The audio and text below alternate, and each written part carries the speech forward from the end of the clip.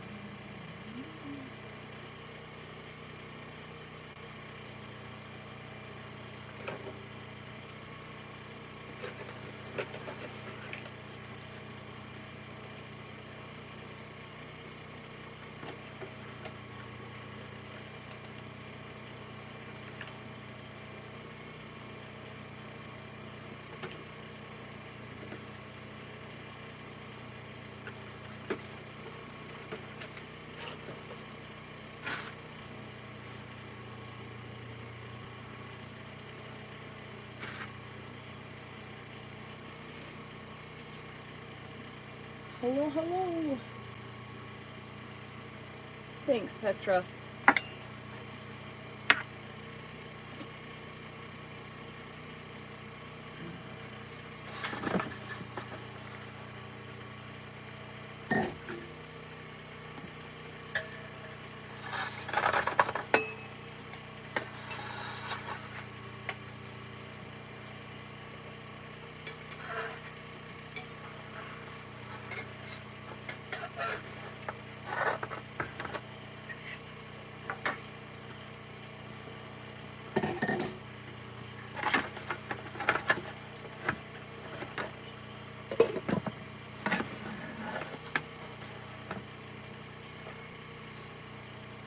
Making myself some fish.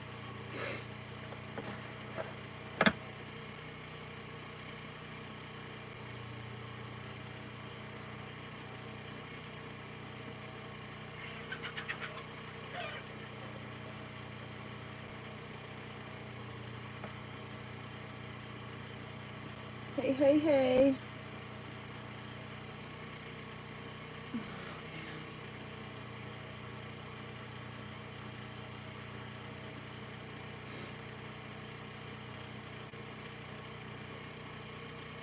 Tired today.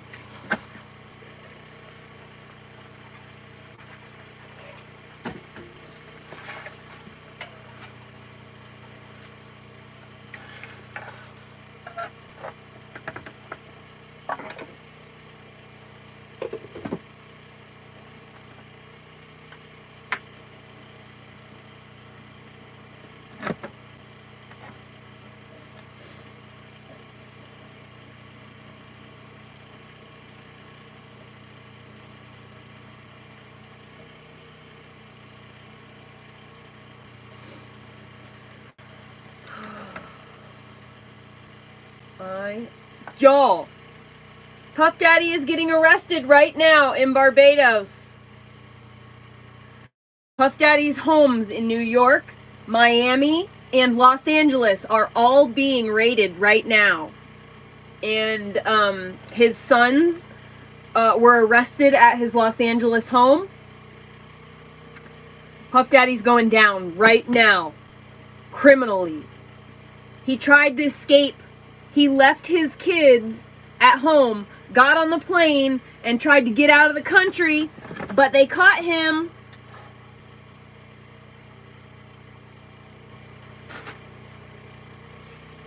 They caught his ass in Barbados. They grounded his plane. And so now he's getting false story. Go look it up. It's all over the news. Go look it up for yourself. I double checked. I was watching one of my drama channels. This girl who comes out with, she was the one who broke the news for all the Puff Daddy stuff. So I was like, I happened to be watching her live stream, and then she got the news live. And then I was like, no way. So I went and double checked to see if it was being reported. TMZ has reported that his plane is in Barbados. And yeah, all his 2 Miami homes are being raided right now, and his homes in LA and New York.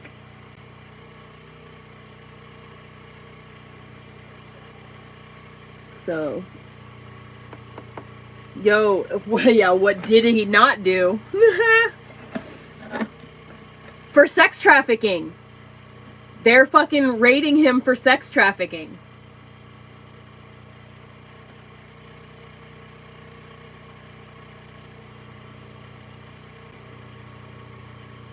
I can't believe it.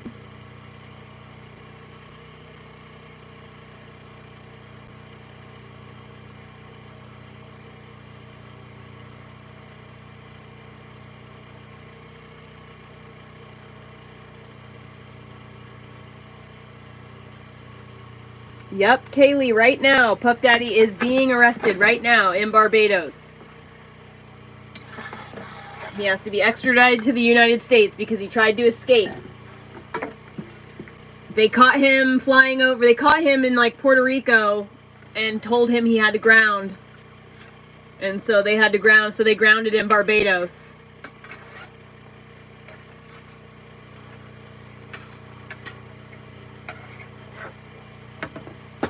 It's going down. Meet me in the trail. It's going down. Puff Puff done poofed. I mean, like I've literally been saying this for 2 fucking years. Anyone in Hollywood who has managed to maintain a level of success through the 90s and all that shit 100% did fucked up things. There's just no way you could succeed in Hollywood.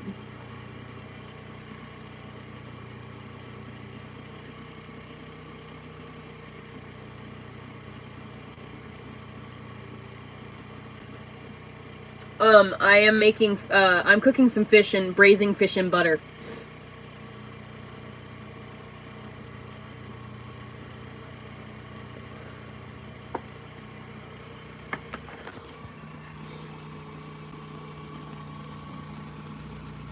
I'm like holding it at an angle so that it like pools, because this is like a big hunky piece. And I want to make sure that it's submerged in the butter.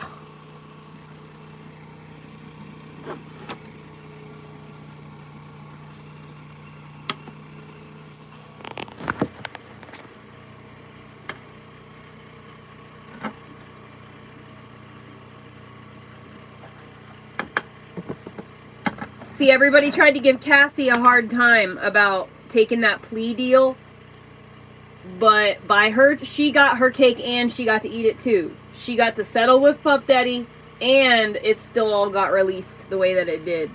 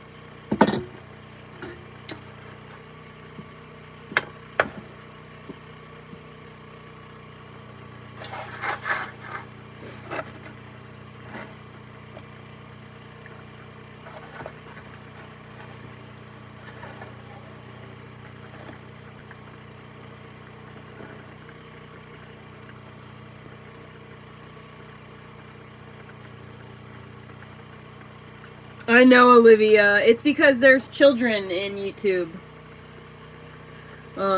It is, you know, what can you do?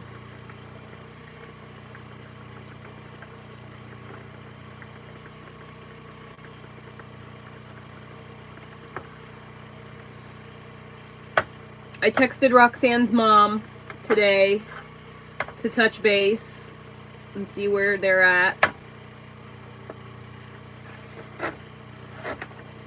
So I'm waiting for an answer from her.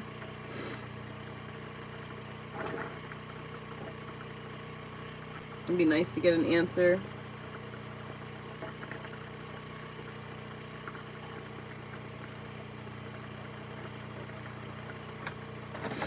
I found a really nice fifth wheel.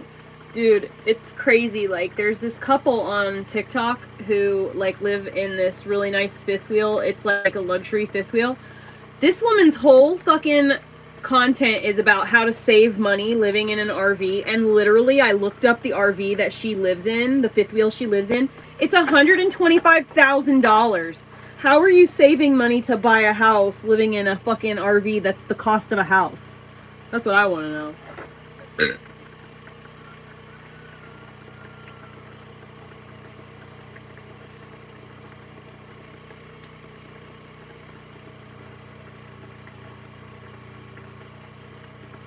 Knick-knack. Yeah, they are. Are you kidding me? Houses are totally 150 grand. I don't, you know, you just have to not look in a city. You know, like, shit, there's plenty of places, even in the city in Oregon that are $150,000. For $150,000, I could find land with a really nice house on it.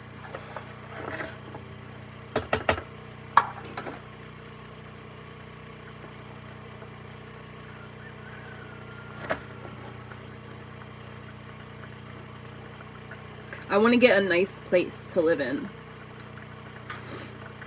Dude, in Sprague River, you can find property for literally like $6,000. I was just looking at property in the Sprague River area yesterday.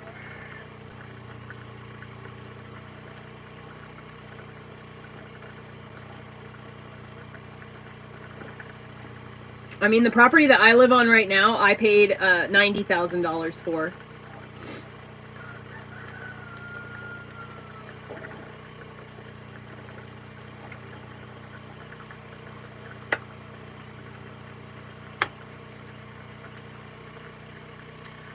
Come on, fish. Hurry up and cook. I'm really ready to eat you now.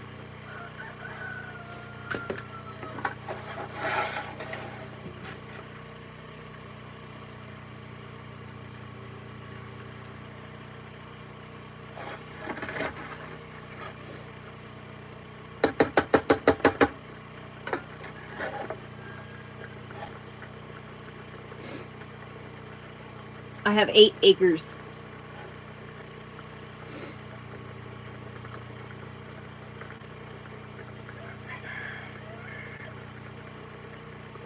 I'm selling half of it right now for $45,000 if someone wants to buy half of my property from me right now. Show up $45,000 cash and 8 acres is yours.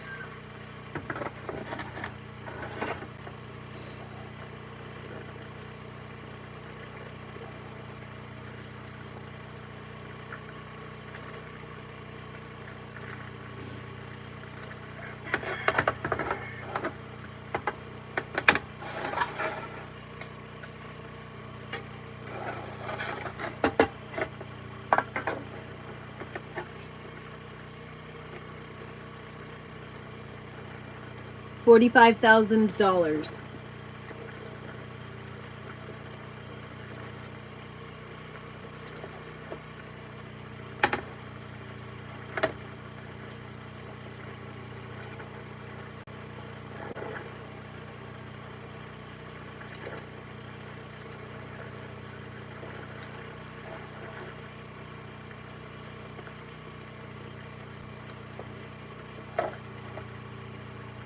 Yeah, I'm trying to sell half of my land right now.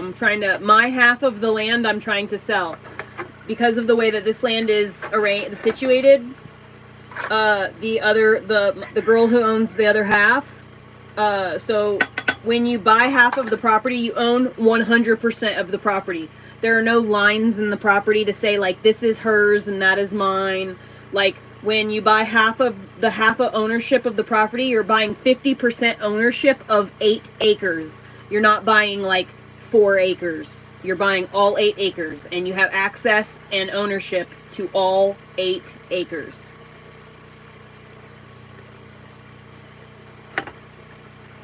So I'm very ready to unload it. I'm ready to have some money so I can buy something else. I want to leave this area. I want to start traveling the country with my son.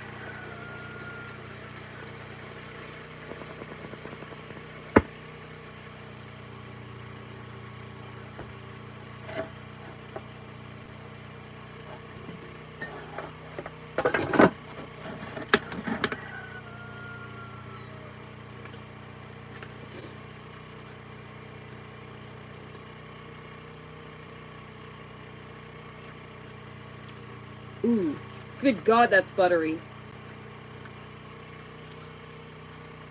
Oh, yeah. Okay. Mm-hmm. Yep. Mm-hmm. Oh, yeah. Mm-hmm. Mm-hmm. Mm-hmm. Mm-hmm. Mm-hmm. Mm-hmm. Yep.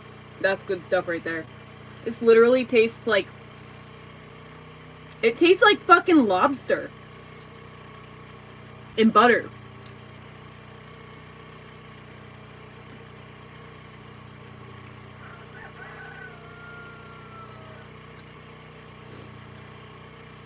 Which is a big hunk of fish that I like boiled in butter.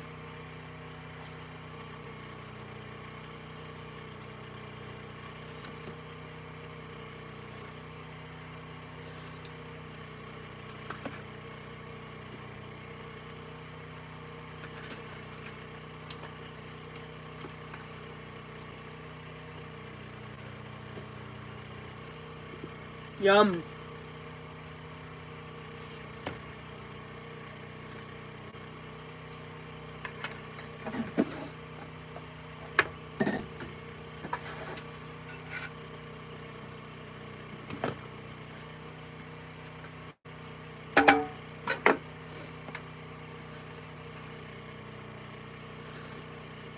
Perfection.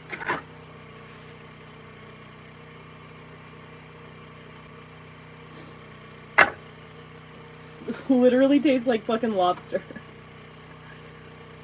Oh my God. Yum.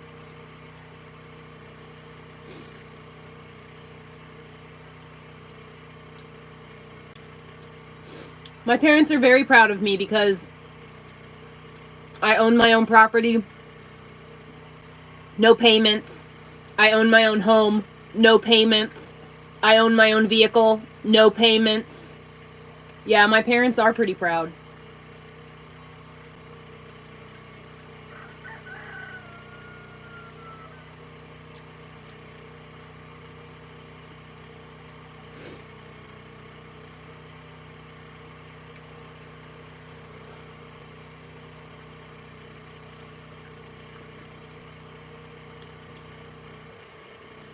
No, bad facial tattoos just gets you the initial visual interest to draw people in and make them curious about you and who you are and what you're about. It's the personality that keeps them.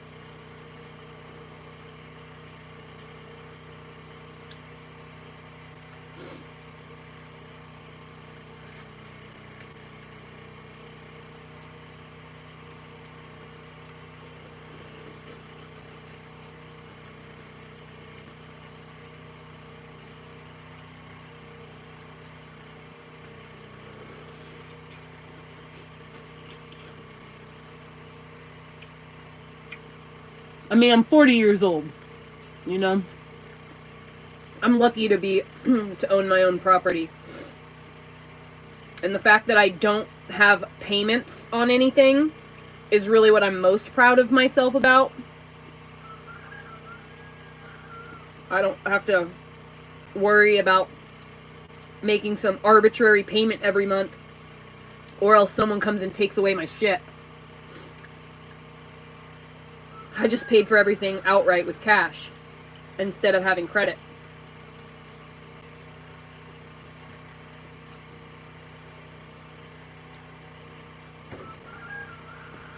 I'll wait to give that to the dog until after the chickens go to bed.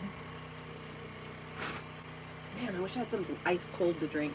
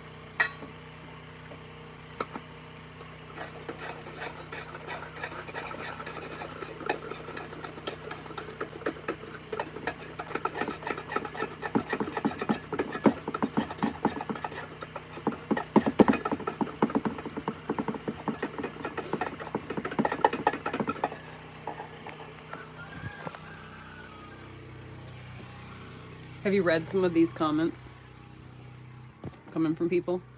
Really? And you're really questioning why I don't answer comments? Come on! Oh, where's my Julio?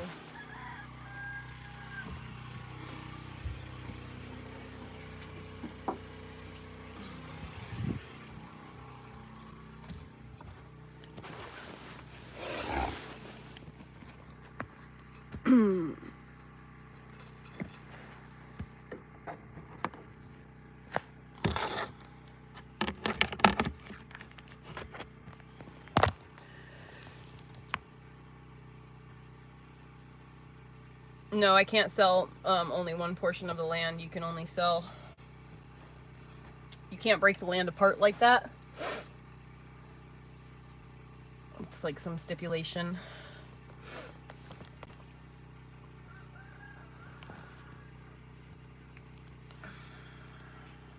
Someone can take over my ownership. I want out of here. I want to sell off my share, and I want out. I want to go do something different.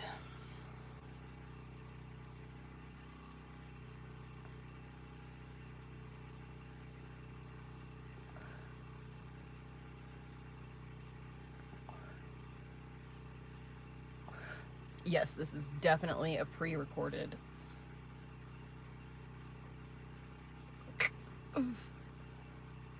stream.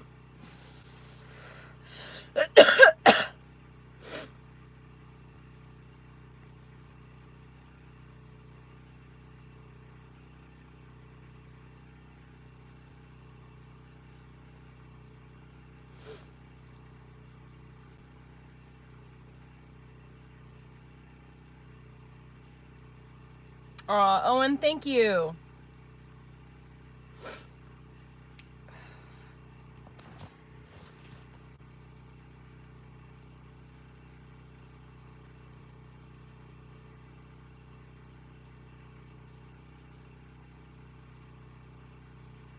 What's going on, everyone? Jeremy here from The Quartering. Oops, and can't play this. I forgot.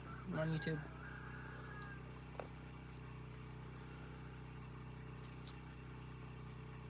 Guys, I don't know. I feel like I might should start like a GoFundMe or something along those lines and see if anyone would want to help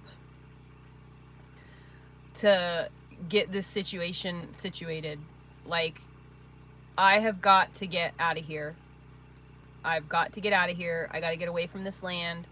And like, I wish that, so like, I'm just really waiting on her to pay me the $45,000 is really what it is, you know, or if she's going to do that, like, that's what I'm waiting on, is like my land partner to decide that she wants to buy me out, and to do so. So like, I need to get out of here though. I need to like, I can't, like, it's just like, I can't even like, if I were to sell my bus, like I could take less money for my bus and get it sold quickly, right? But then I won't be able to replace what I'm losing. You know, like I'll be without a roof over my head for however long before I replace it. And like, I don't particularly want to just be like floating around. I honestly, like, I'm so grateful to my neighbor for offering me to like stay in her cabin and everything, and I'm excited to do it. But like, if I can avoid being on someone else's property and someone else's space, like I want to do that. I want to do that so fucking I want to do that so much. I don't want to be like in her space, you know, if I can avoid it. But like, I don't know, I need to like start making progress, cuz like, as soon as I get like going on this, like I'm going to immediately start traveling the country. I can either come to visit you guys, you know, and make content about that. I can go places that you want me to go to. Like, essentially it's like, oh, Heather, you should go check out XYZ place. Okay, I'm going to go check it out. Like, I want to do something where I'm essentially interacting. I'm basically doing what you guys tell me to, in a way. I think that would be like a fun like way to end up in like new destinations. And so I feel like I should, you know, like, that's really what I want to do, is I just want to go and I want to be on the road. I want to be national. I want to go travel more. I was not supposed to, my trip was cut short. I was only supposed to be coming to Oregon for like a short visit, and I ended up getting stuck here for fucking 5 years. And like, I'm ready to like, I want to go back to Florida, dude. I want to see my aunt. I want to see my sister. I want to meet my nephews. Like, I want to like see my fucking family. Like, I want to be close to the people that like, they're crazy and like all that jazz, but they're my crazy people, you know? And like, I just want to see them. And now, especially after like this morning and like last night, YouTube doesn't really know because I was on Bigo this morning, but my aunt scared me last night and had me thinking one of my family members died. Because she like gave me that we need to talk, but it has to be over the phone, and like, when are you awake kind of shit. And I was just like, bitch, you can't leave me hanging like that. What is going on? Did someone die? And she wouldn't answer me. And so I was like, I'm realizing that like, I want to go see my sister. I really want to see my sister. I miss her very much. I want to go see her. So like, I want to go see her. If I go to Florida right now, I have a place I could rent a space right now. I know that for a fact, because my old landlord, right before my husband and I left Florida, we rented a place from this guy. He loved us so much. He wanted us to fucking stay there. He wanted us to live there forever because we were like the best tenants he ever had. So I could literally just like get that guy's information. I could go like, hey, I need to park my RV somewhere for like a month. I could easily park it on his property or something like that. Like, I know Florida if I wanted to go. I want to be a resident of Oregon, but I want to be on the road again. Like, I miss traveling.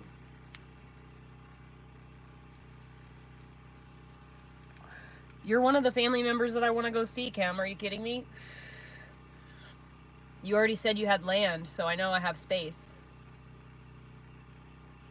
But that's the thing, is like, I want to do that. I want to go visit all the people who love me and that I love. Like, I don't want to be so far away from everybody.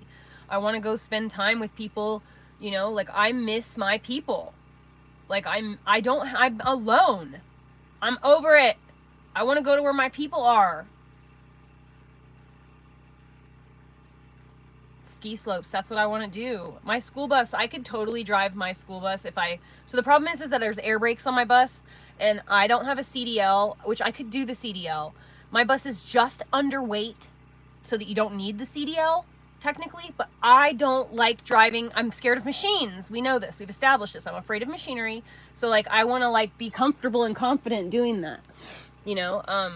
So I want to, like, I want to something a little smaller. Or I was even thinking, you know, like, watching that girl's RV video on TikTok made me think, like, well, maybe I could just, if I had $45,000 and then, like, $10,000 from the sale of the bus, and, like, I, you know, kept the generators. I kept one of my generators and, like, sold all the other ones, and, like, sold all the fencing material and whatever the case may be. I could get a pretty nice fifth wheel and a decent pickup truck. I'd probably have to, like, make payments on something, like, for a little while, but, like, I don't know. I could probably find a pretty nice pickup truck for, like, 10 grand, you know? That's, like, powerful enough to pull a fifth wheel.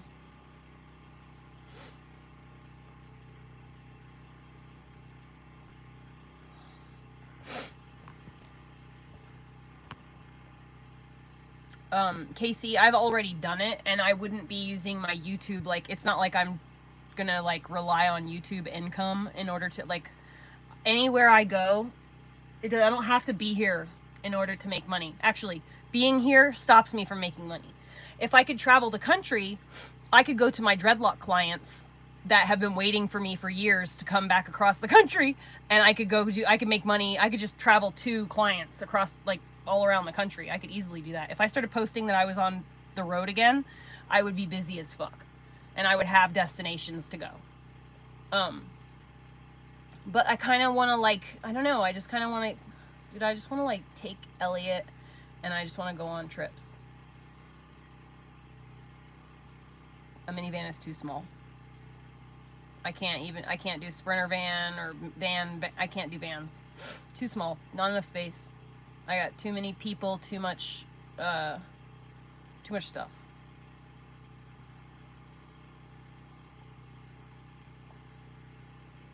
But I'm ready. I want to get on the road. I'm so fucking ready to do this. I'm so ready. And the thing is like, I keep getting these, like, signs from the universe that, like, it's coming, dude. Like, that it's really gonna fucking happen. And, like, I can't, like, I'm, like, so excited. Because I'm like, it's coming. It's literally coming. Like, I'm really gonna get this. Like, it's happening. It's really fucking happening. It's fucking coming. And, like, I'm so very ready for something to happen. Like, anything to happen. Some fucking something. I wish I had someone I could borrow money from, or, like, that I could essentially, like either borrow money and, like, put my property up as, like, collateral, or, like, borrow money, but if I don't pay it back, you know, they just, like, maybe, like, they just take, I don't know. I just want to sell this property. I don't want to own this anymore. I want to get out of here. I just want to go, and I just want to, like,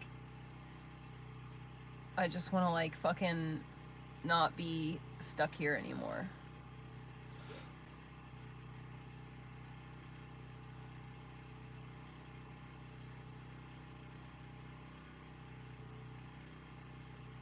No, Thomas, but I don't want to drive this bus. I don't want to deal with it. It's too much. It's too big. I don't want to travel. Like, so if I had a man, who was, like, bus competent or whatever, I would be totally fine with converting this bus and then getting on the road in this bus. But because it's me literally all by myself, I have absolutely no desire to do that at all. I just want to, like, get something that I can manage myself. So my personal, like, feelings about it are that I'm really, like, I kind of want to just get either a motorhome with a couple of really nice slide outs, or a fifth wheel and then a better pickup truck. I do not want to do a travel trailer. Every travel trailer that I've gotten hasn't. I've always opted to not get ones that have slide outs because slides add weight. But if I trade out my truck for something that is like more powerful, then I don't have to worry about that so much.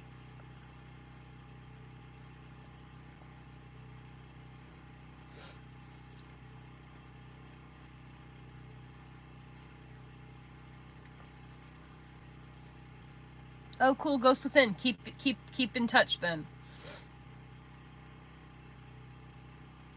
Brantley, yeah, me too. Shit, I wish if anybody wants to donate money, you know, my what is it called? Cash App, Venmo, all that shit is the same as it is here. Subliminal Locks. You guys are welcome to donate to the cause. I really have been considering like not like, cause like I don't know what else to do. Like I know that like money is infinite. Like there's just literally all it is numbers that are just flickering around everywhere. Like all we have to do is figure out how to make those numbers like go to our devices, you know what I mean? And so I know that the like possibilities, especially when it comes to like social media and stuff like that, like the possibilities to make money are really like limitless. Like what, you know, like the possibilities are really endless. You just have to figure out how to make the numbers flow to you, you know, how to make the money numbers change. Speaking of, I need to look at my membership stuff real quick.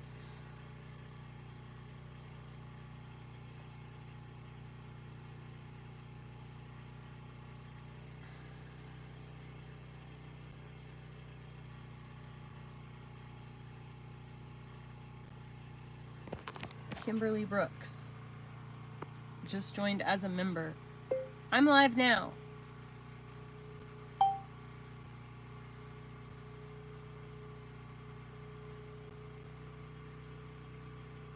Exclamation point.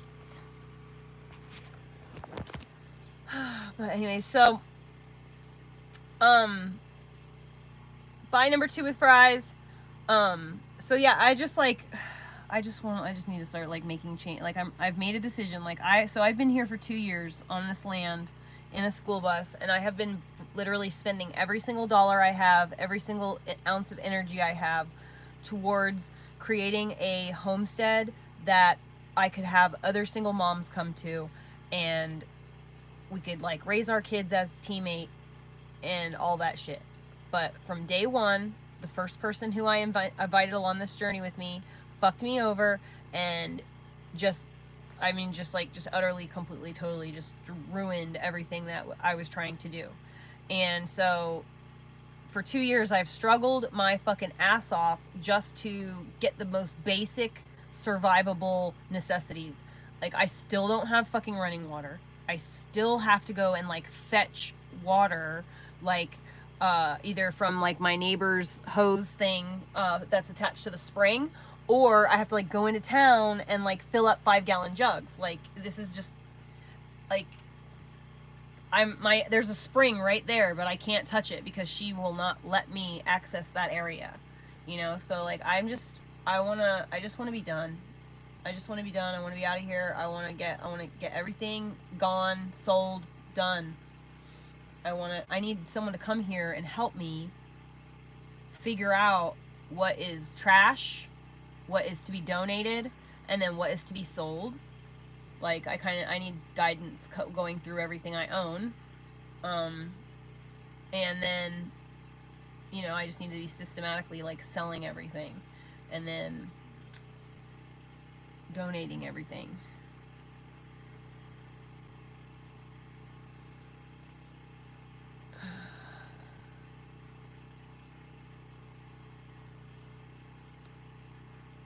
Oh, thank you.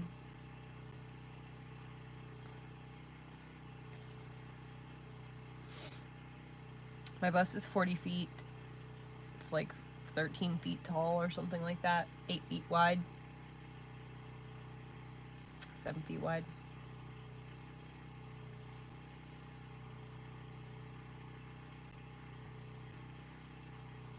I just like, I can drive it. I just don't want to travel in new places this big of a,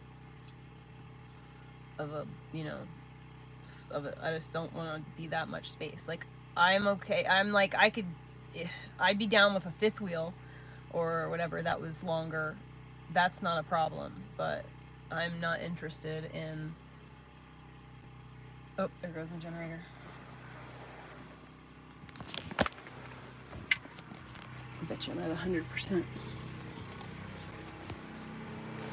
Yep, 100%. So funny how you can hear it, the generator, whenever you reach 100% on the battery pack. The generator just makes like little tiny slight pickup sounds.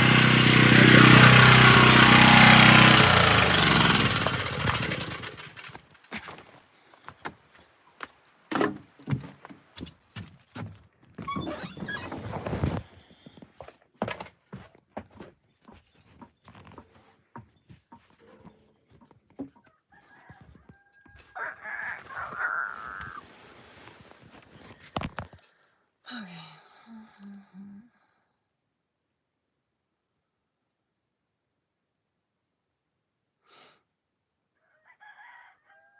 The bus is diesel.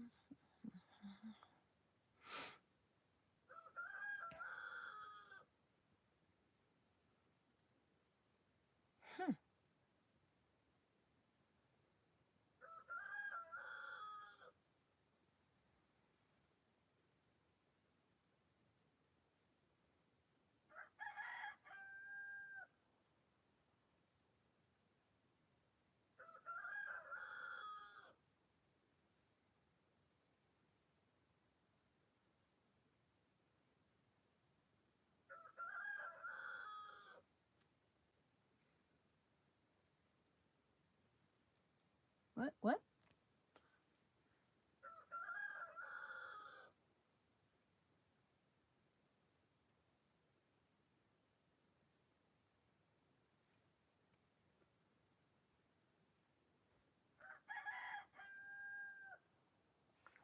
Did you know that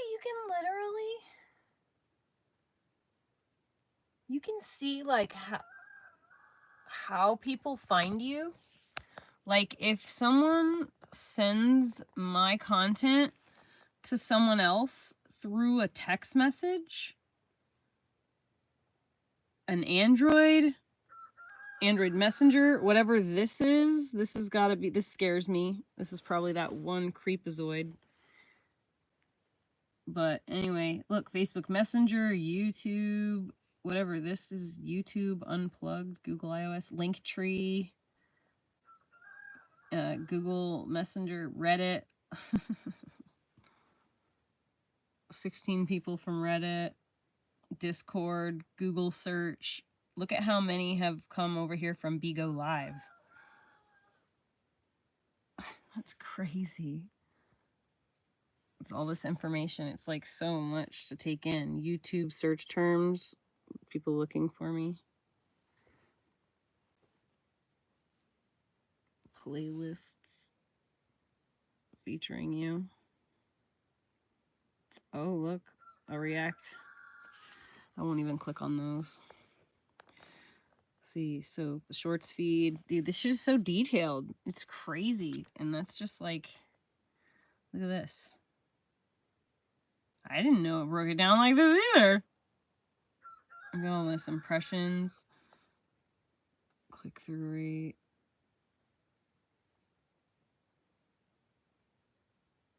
365,000 unique viewers.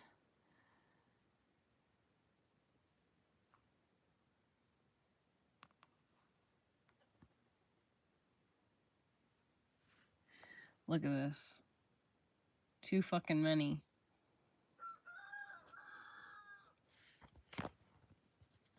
Too many children's. Oh my god, the majority of the people that follow me are men? Wait, what?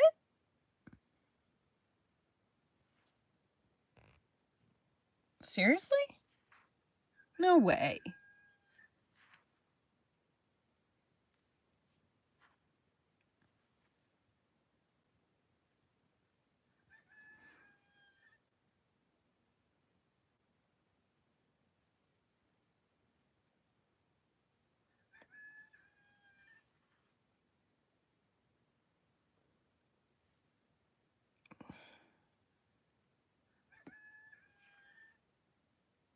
Interesting.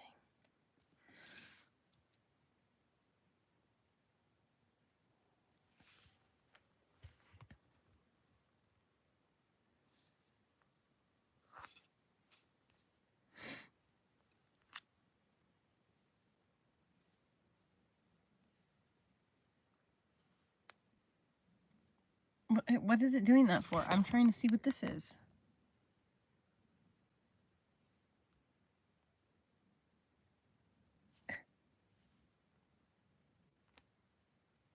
Why won't you let me do this? Okay, whatever. Weird. Oh.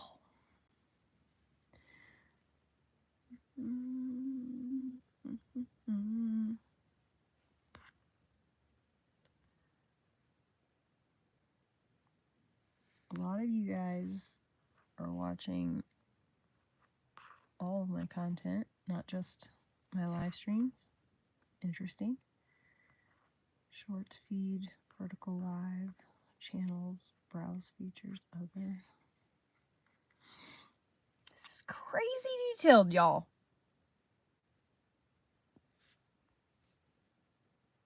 Look at this. This is how much estimated revenue I've made, oopsies, on the YouTube machine since March 1st, because I monetized on March 1st. So, yeah, just March. $0 February. This is February, January, December, November, or September, or October. $0, but only in March. It's weird.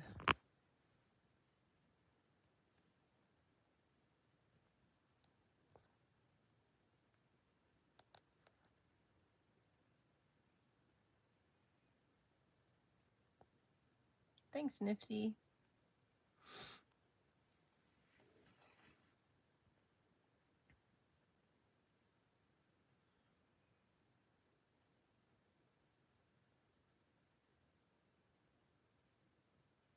Dude, it is crazy. So like the live streams are performing like way better than any of the like videos that I post.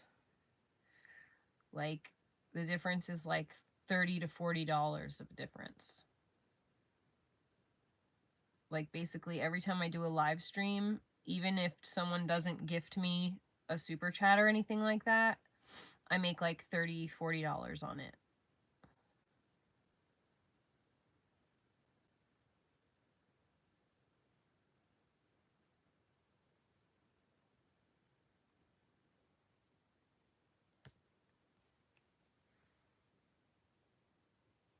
Is that from like super chats or anything?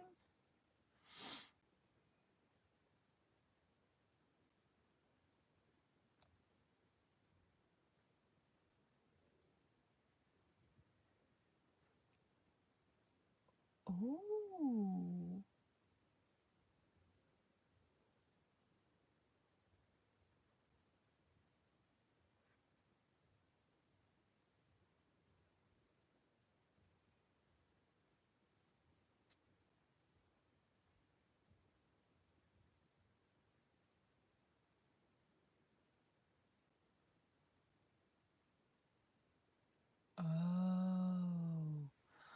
Okay, so it is the super chats that make the difference. Okay.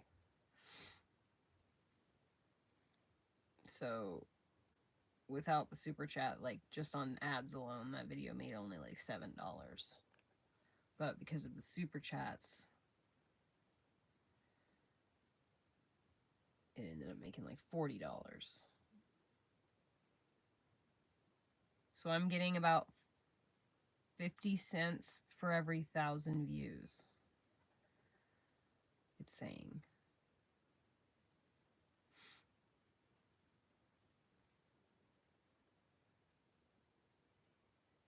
Thanks, Bob's lady.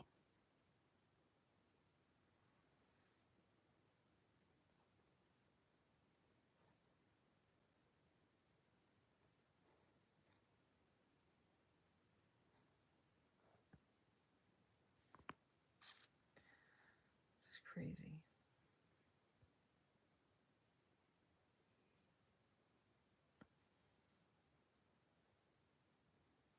You only get a YouTube plaque at 100,000, 500,000, and 1 million, I think.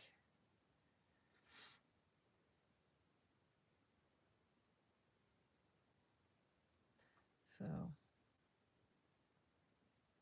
I'm pretty sure that the first tier for that is 100,000 for sure.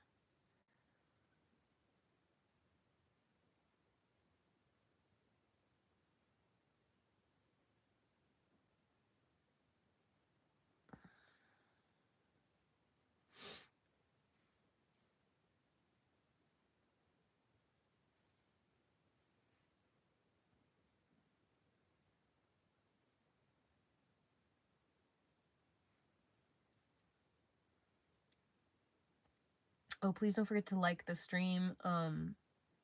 It helps me out a lot.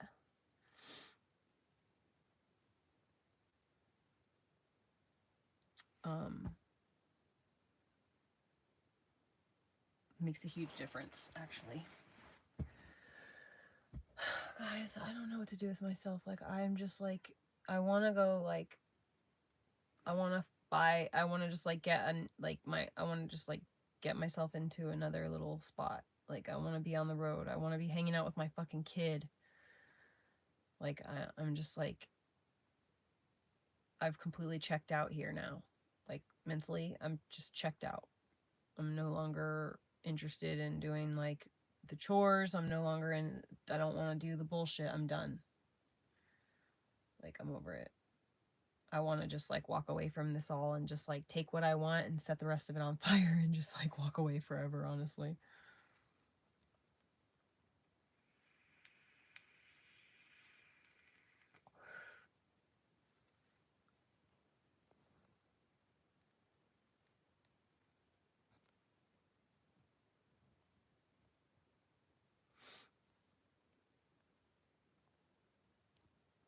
Nah, dude, I'm done. I'm walking away. I'm like over it.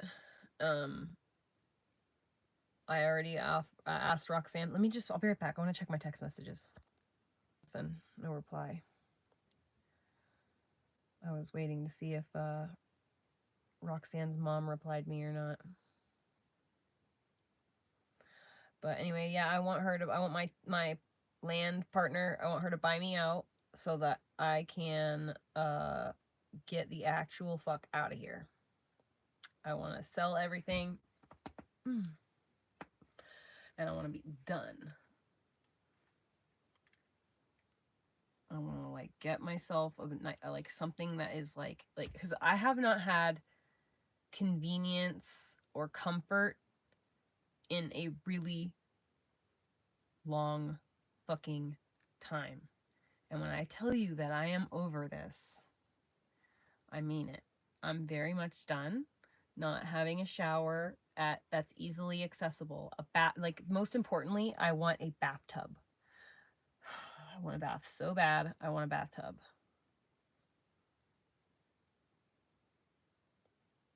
I want a bed that is mine and I don't have to share it with my son.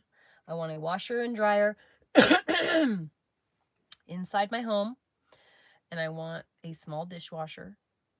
like one of those countertop dishwashers that you can put like 5 things in. That's all I need.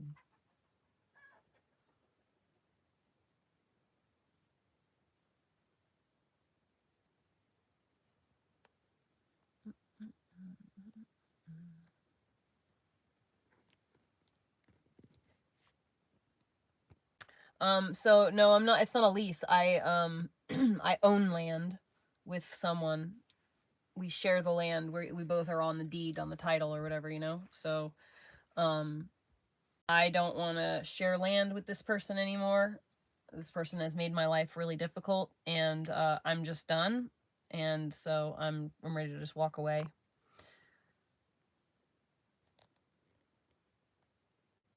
Jax's mom, yeah, I know. That's like, so I was so actually I might keep that trough, the bathtub. I think I'm gonna keep the bathtub because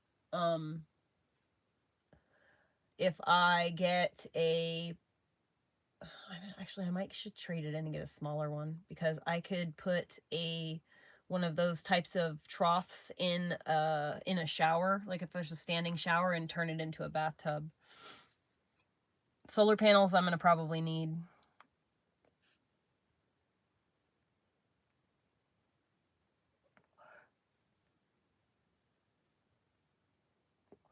Yeah, Bob's Lady. I'm like, dude, I'm just so ready to fucking have some, like, when I say luxury, I don't mean like everyone else's idea of luxury. I mean like basic conveniences. Oh, I better get the fire going. I mean like basic convenience. I would just really, that'd be like so nice if I could, like, you know, just have some fucking modern conveniences instead of having to live so fucking primitively. I need to take pictures of that RV and see if anyone wants to take that thing. I'm so overwhelmed though. Like, it's just like I am paralyzed.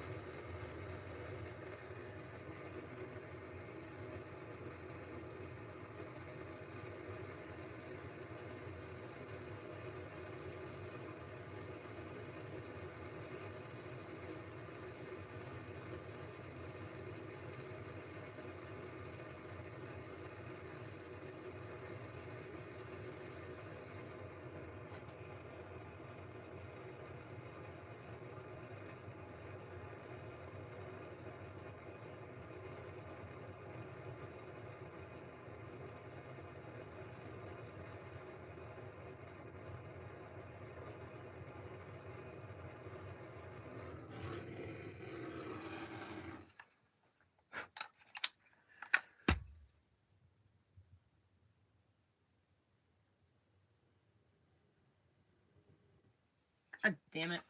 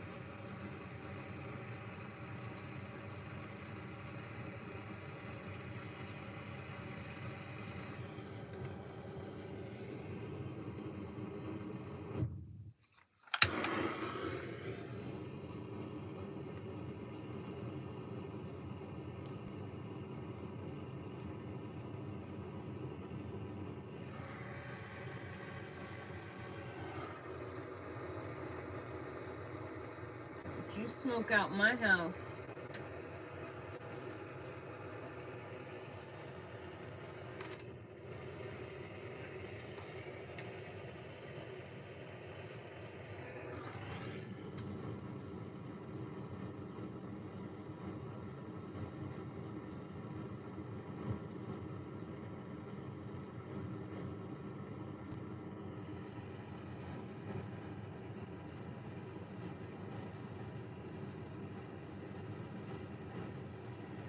Fuck, I'm smoking my house out.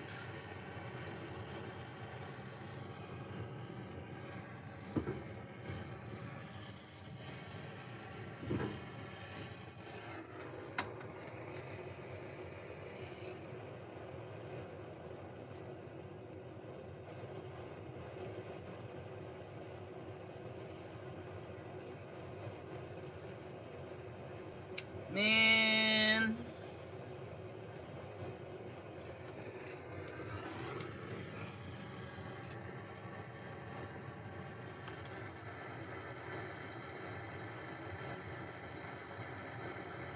Stop fucking smoking and just stay on fire.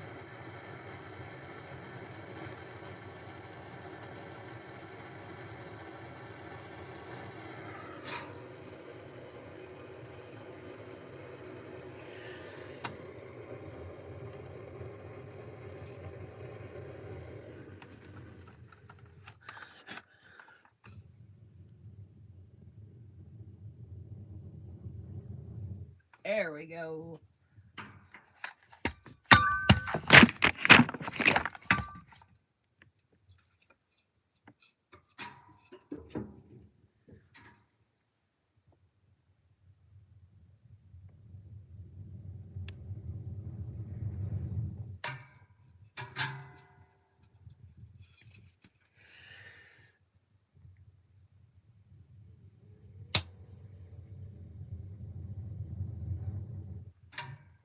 Stop.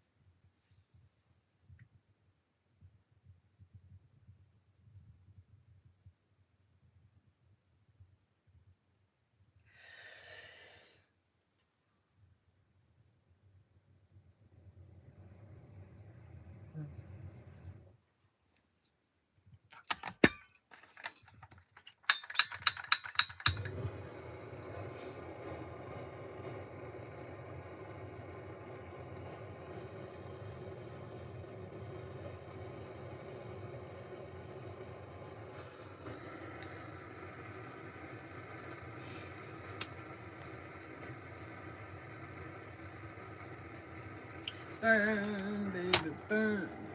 This very burning. No.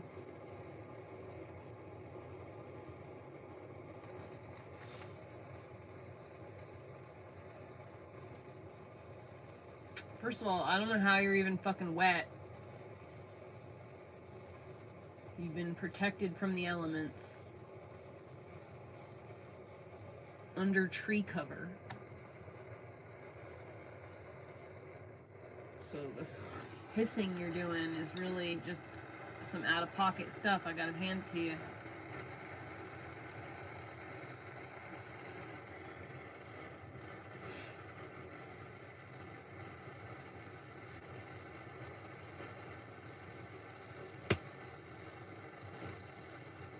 Don't lie to me.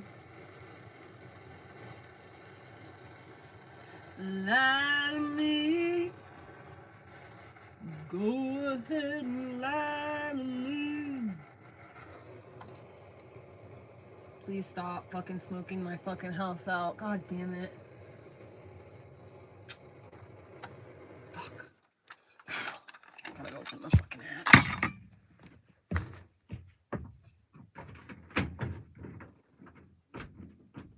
It's cool. It's only fucking pouring raining.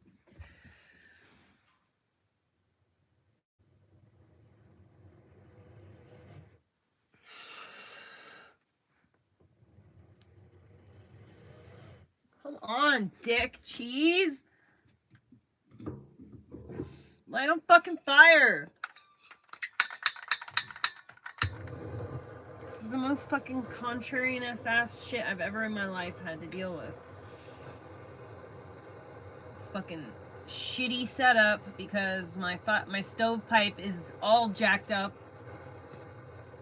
It's definitely not in the right angles for the right fucking airflow to create perfect convection, so it regurgitates the smoke right back into my house instead of sucking it up outside. I need to get a heat gun, something I can heat the pipes up with. I need to get the pipes going straight through. Come on, light up on fire.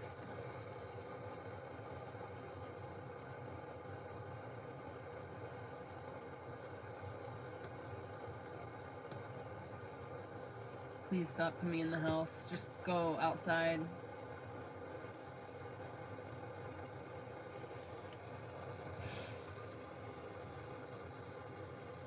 It's really fucking smoky in here.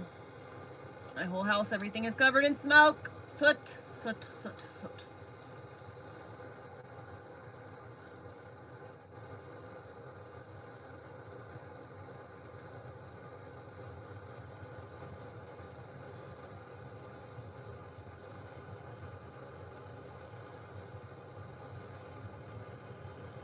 Cool story, bro.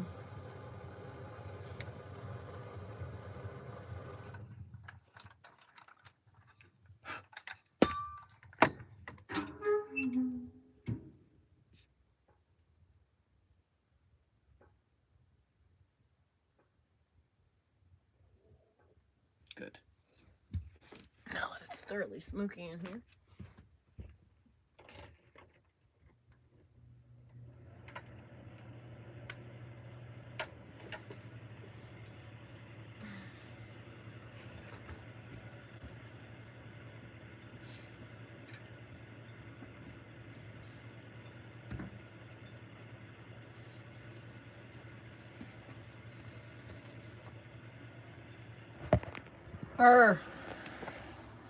Super smoky.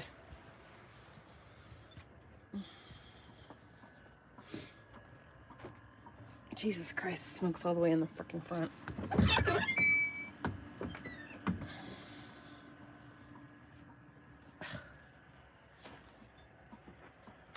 Just love this. I need this.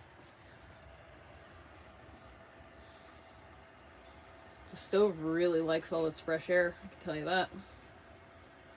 It's starting to roast. Got that fire going.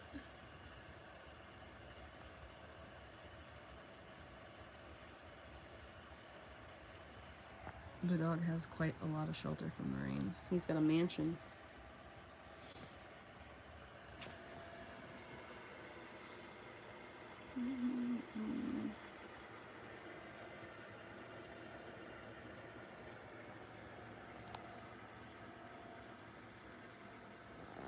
Someone turned in a dreadlock to the lost and found.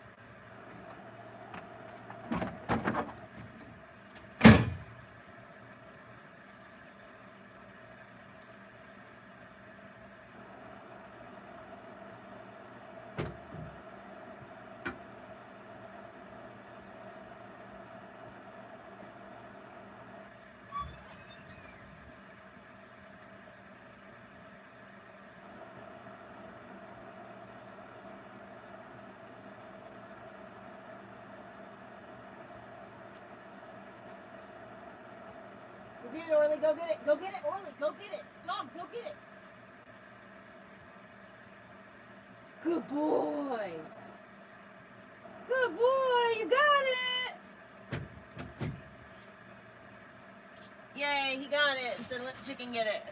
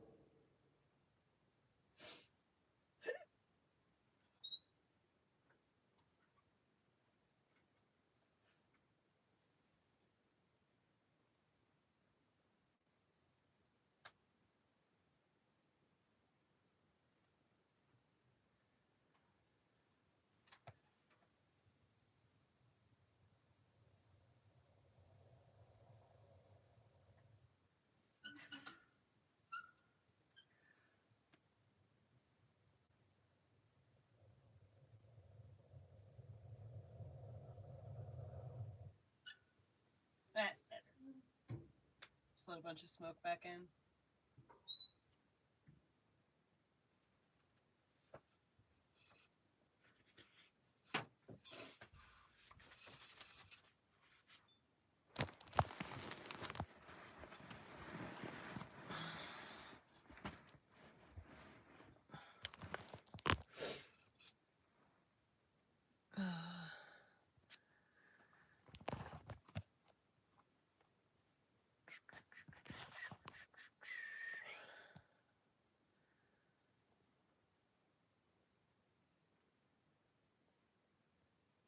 Man, I tell you what, the one thing I really don't like about... Hey, I have 10,222 total subscribers right now.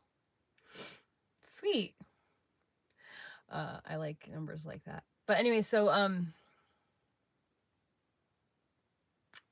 yeah, I don't know what I was going to say. Completely forgot. I guess it wasn't important like my grandma used to say. Oh, I forgot one.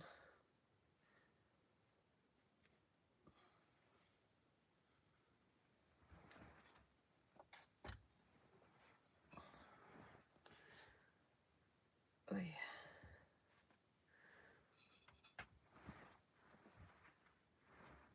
I love my bus, but I can't stand my bus. I am too much of a girl. I need girl thing. I need things that I can pamper myself a little, and like I have to. I want to be able to paint. I want to be able to hang things up. I want to be able to decorate my space and feel this.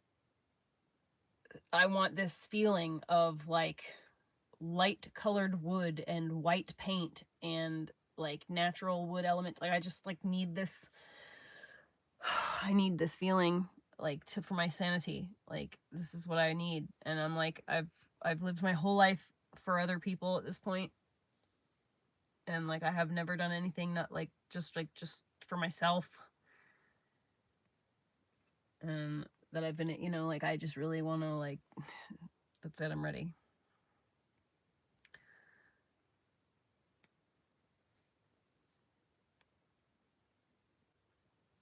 Elliot's with his dad for his dad's visitation.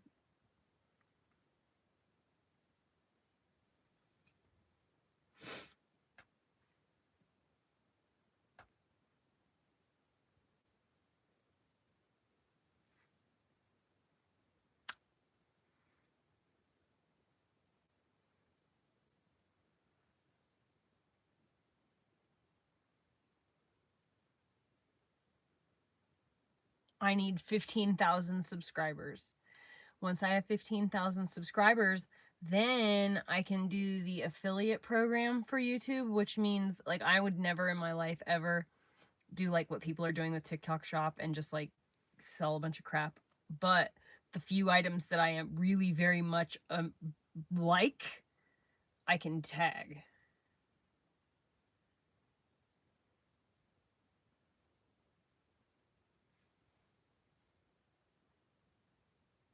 That would be super cool.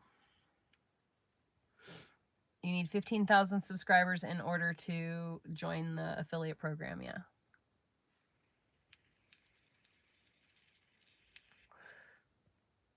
At least it says I do, but I'm still going to try anyway. It's like giving me the option to try. So I'm going to try.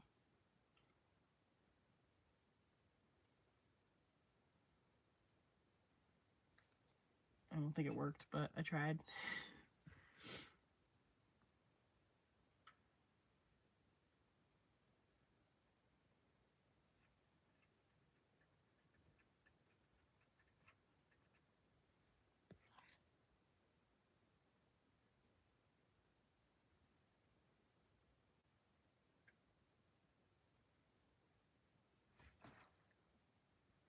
What?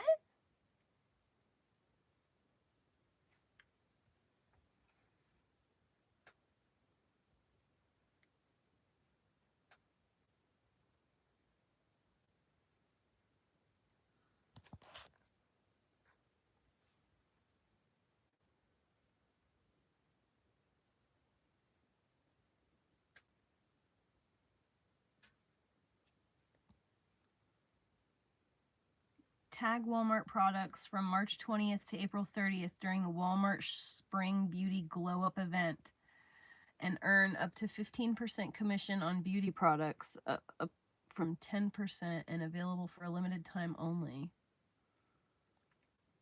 I don't like any of those brands though.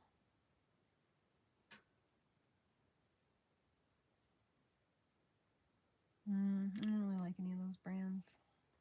Wouldn't do that. Yeah, see, I don't know why people would do this.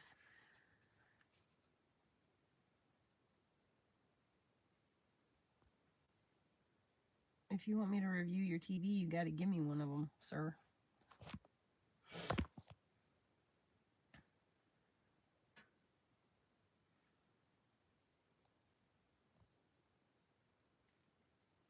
Cool.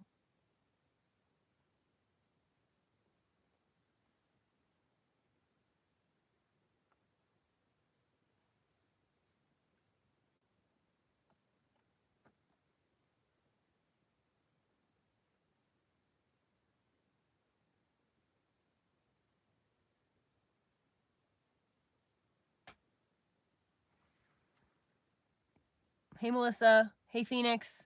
Hey, Rowan. Hey, Danny.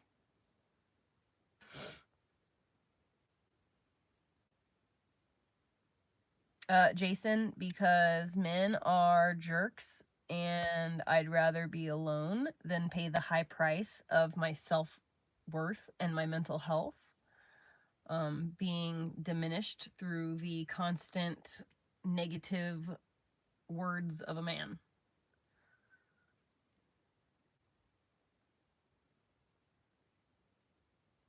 Yes, Mandy, I'm single by choice.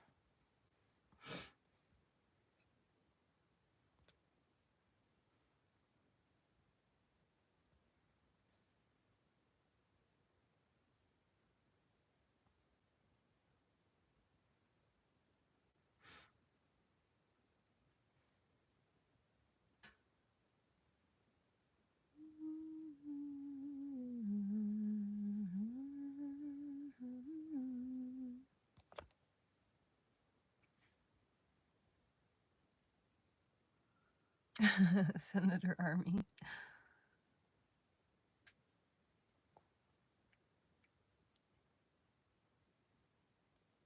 I mean, like, here's the thing, right?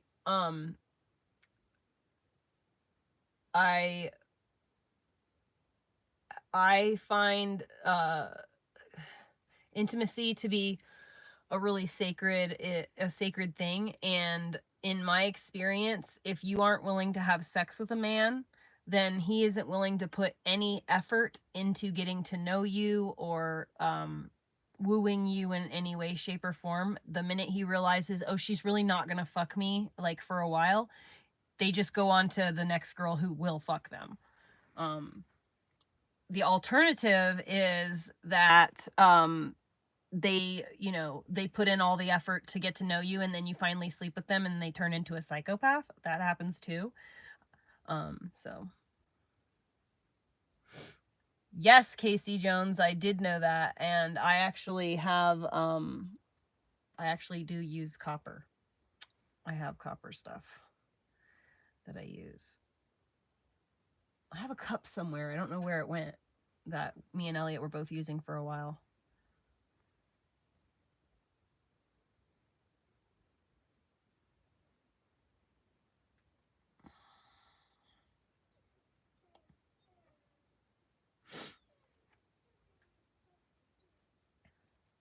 Mm-mm.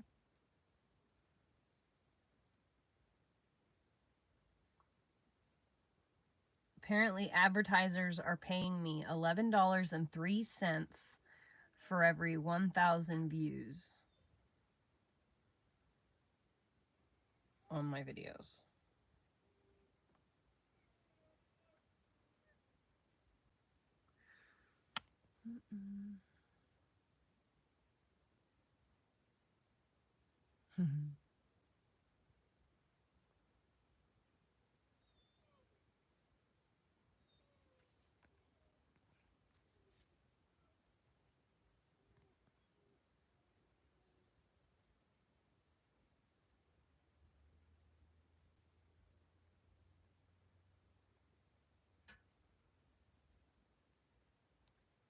Olivia, it's like eventually, like, so it took years. I mean, I'm 40 years old, and only in the last 3 years have I felt like that.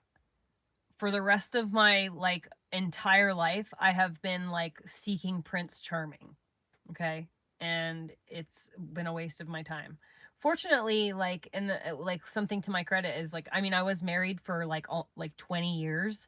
So a good amount of time was spent like just not even remotely like interested in dating. Probably like 10 of those years was like just, you know, cuz my husband and I were like together for 20 years, but like there were a couple of years, you know, where we were just like off and on, and so like I would date other people, he would date other people, whatever the case may be. So like even like I'd say like maybe 12 to 15 years out of our like whole relationship was us like locked in together. But like I only in the last since 2019 2019 was the first time I'd ever been single in my like ever been single. And like I started Tinder had come out by that time, and been people had been on Tinder for like years apparently by that point. I had no idea.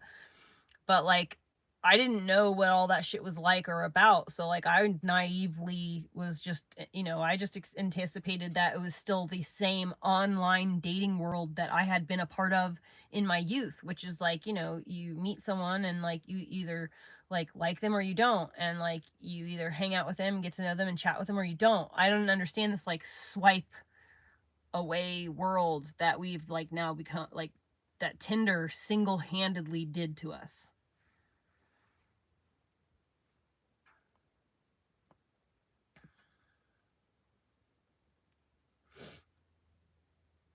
Olivia, you need to go to the rodeo. You need to go to the rodeo, and you need to find yourself a good fucking blue collar redneck man who is good, God fearing, and hardworking. Someone who was raised in an outdoor farm like environment, who has a work ethic and understands what needs to be done in order to do it. Those are the men that are like just like cream of the crop.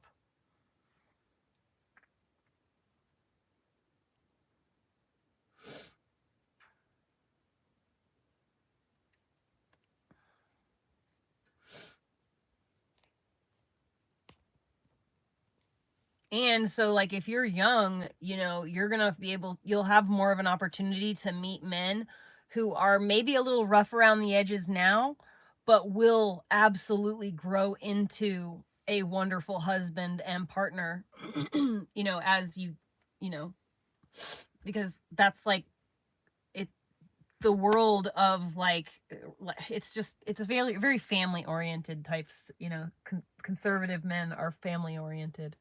Did I just make my nose bleed? Terry, I mean, look at me. Rodeo men find me attractive. So, trucking men, absolutely. Any kind of blue collar man who is either moderate, libertarian, conservative.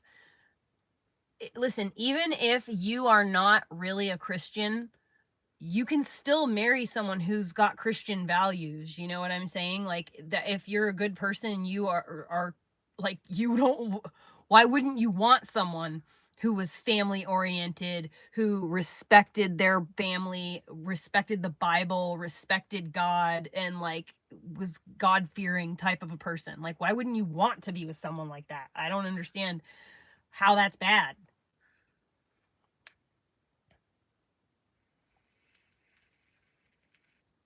Yes, a hardworking provider.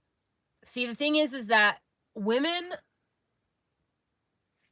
truly, whether, like, I mean, obviously, like, if you're fucking, 6 foot tall woman who's got a lot of testosterone and is definitely built more like, a butch lesbian, and you might be a lesbian, obviously, I'm not talking to you, okay? I'm talking to your average woman like me.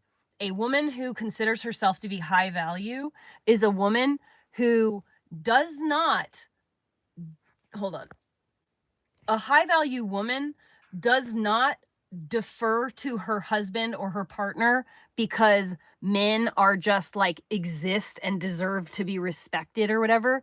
But the reason is because they are choosing a good partner who deserves the respect.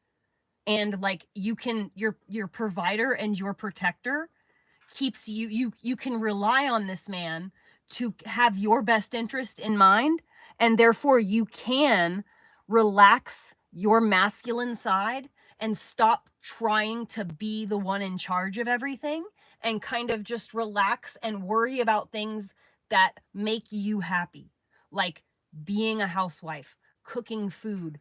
Like, dude, I'm sorry, but like, I love cooking. I fucking love it so much. I would love nothing more than to have like a big family that I just like got to cook for all the time, and like garden, and I had like people that were around me that like helped me make it all work. Like a man who fucking built me the things I need in order to provide the things that he needs.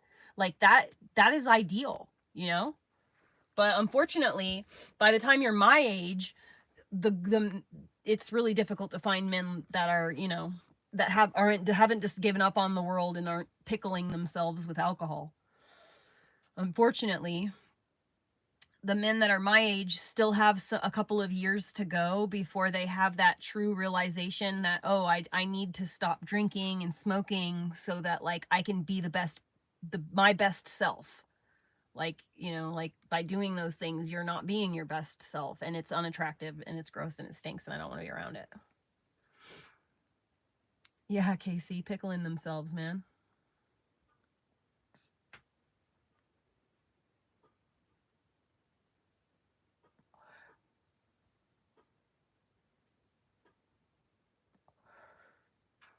Like, ideally, you can find yourself a good man when you're in your early 20s, and just trust that you guys are going to grow together, be good partnership. But, you have to use distinction. Like, you have to, if your parents tell you that somebody's like not good for you, probably they have some pretty decent experience, and should probably trust your parents. Like, a guy who it doesn't respect you is not going to, is most likely not what I'm talking about. You have to use some discernment when you're choosing the man that you want to be with. But if you're choosing it from a pool of a specific type of man, you can almost guarantee that you're going to find a really good one. You want to know one bracket of men who I have come to realize actually make really great husbands and really great dads are guys who used to be like dirty kids, who are like train hopper type punk guys, and that are like, you know, in their mid to late 20s and like are ready to like settle down, and like or they like met a girl on the train and then like they got pregnant and decided to like make it work, and like now they're like off-grid farmer people. Like so many of the people that I know that are choosing this lifestyle are people who used to be homeless and started having children, got to the age of where they were ready to have children and stuff, and then like showed up for it, you know?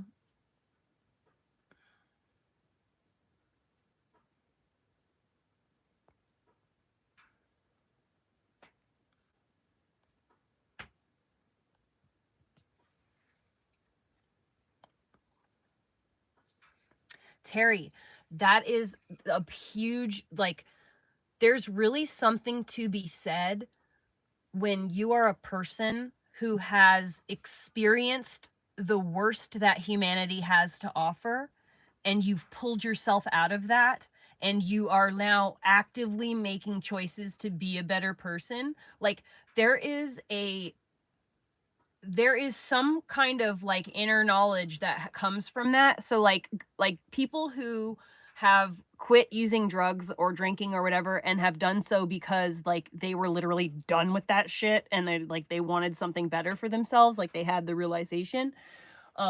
These are the people that are like typically going to be the ones that like do not lie, do not manipulate, are the very transparent, are, you know, are bound by an inner compass, that not very many people have.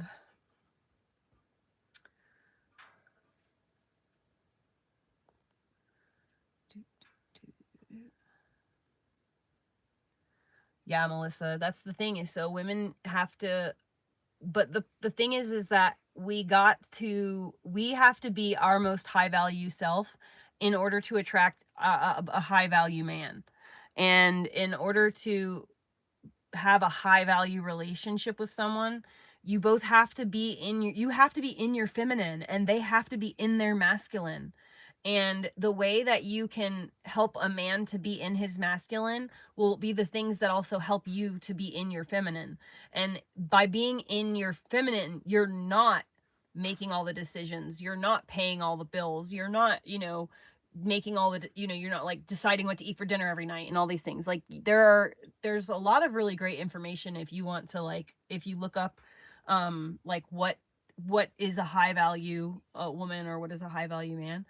There's a lot of interesting, really informational things online about ways to present yourself in a more high value fashion. And when you start to live with the mentality that you deserve more, and like you really are, like, you have more value, more to offer than, you know, you've been giving yourself credit for, or you've allowed other relationships to have, you know, like, you basically, if you let people walk all over you before, you haven't been treating yourself as a high value partner. So if you start to have these realizations of like, what is a high value partner, and then you can start to become the person that you want to find. And that is when, you know, you've like that's when, you know, you're actually ready to be in a relationship with someone, is when you have fully become the person that you wish to seek. Like, that's how you find true happiness in a relationship with someone. And if you can't, and if like you don't seem to find anyone out there that like matches you on that, then you stay single and you be yourself, the person that you need, you know. Like that's my case. That's where I'm at, is that like I have reached a point where I have become the person who I would like to be in a relationship with, like the types of things that I do, the way I speak, the transparency, the choices that I make, etc. However, because I am this way, I do not attract people who aren't this way. So like, honestly, I'm not out there. I'm not dating. I'm not looking for a partner. And I know that like at no point I'm very unlikely. And I've pretty much decided that I'm not going to at any point entertain the idea, but I feel like I don't want to meet my next partner, if I ever have one, on the internet. Like, I want to meet someone in real life.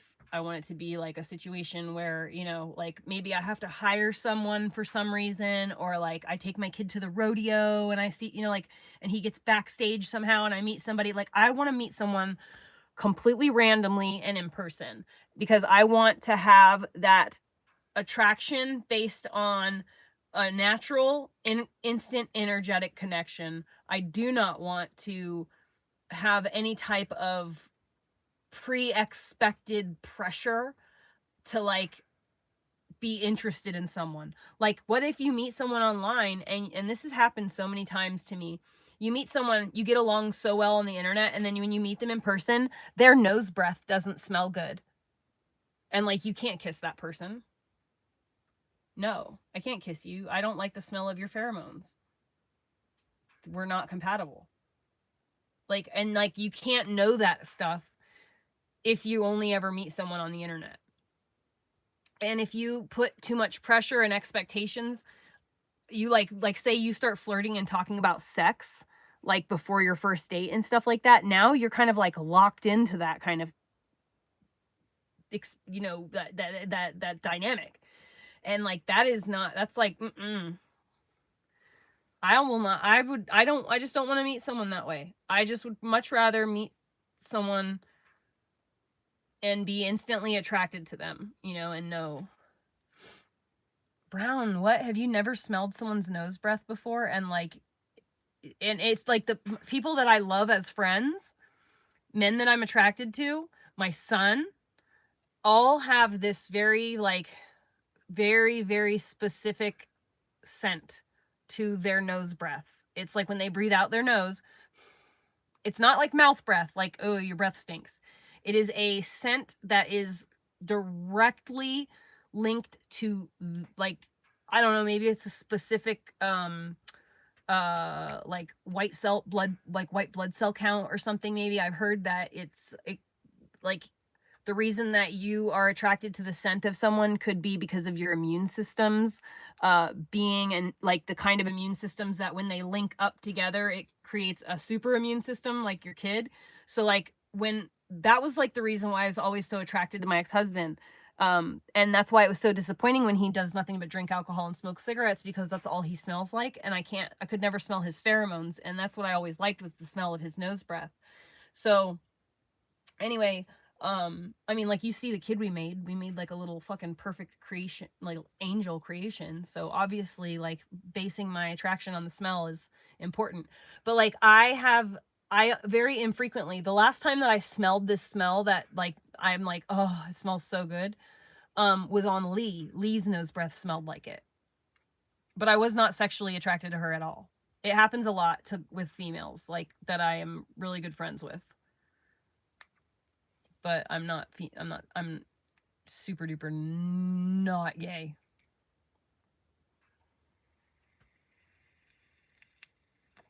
Yeah, Brown. So, I don't want to be in a relationship with my ex-husband ever again. But I have been trying for like the last, I don't know, like probably 6 months or whatever, to like get him to like move back in with me, either on the same property in 2 little tiny homes next to each other, or like we can get like a really big RV or a school bus with like different sleeping areas. And like, I want my husband and me to live on the same property. I want us to be together in the same area for my son. I don't want to be anywhere near him. We don't, like, I mean, I love him. He's my best friend, but like, we wouldn't have anything to do with each other anymore if it wasn't for the fact that we had a child and we were married and things, you know? I like your nose breath. Okay, Terry, remind me tomorrow.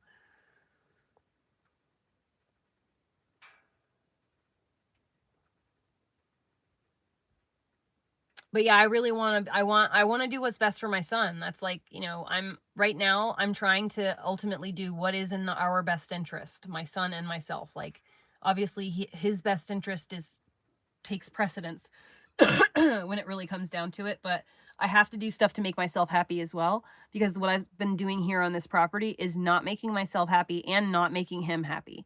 And so we are just both miserable, and I have been just like, I have not been my best self, and I just don't particularly want to keep living like that.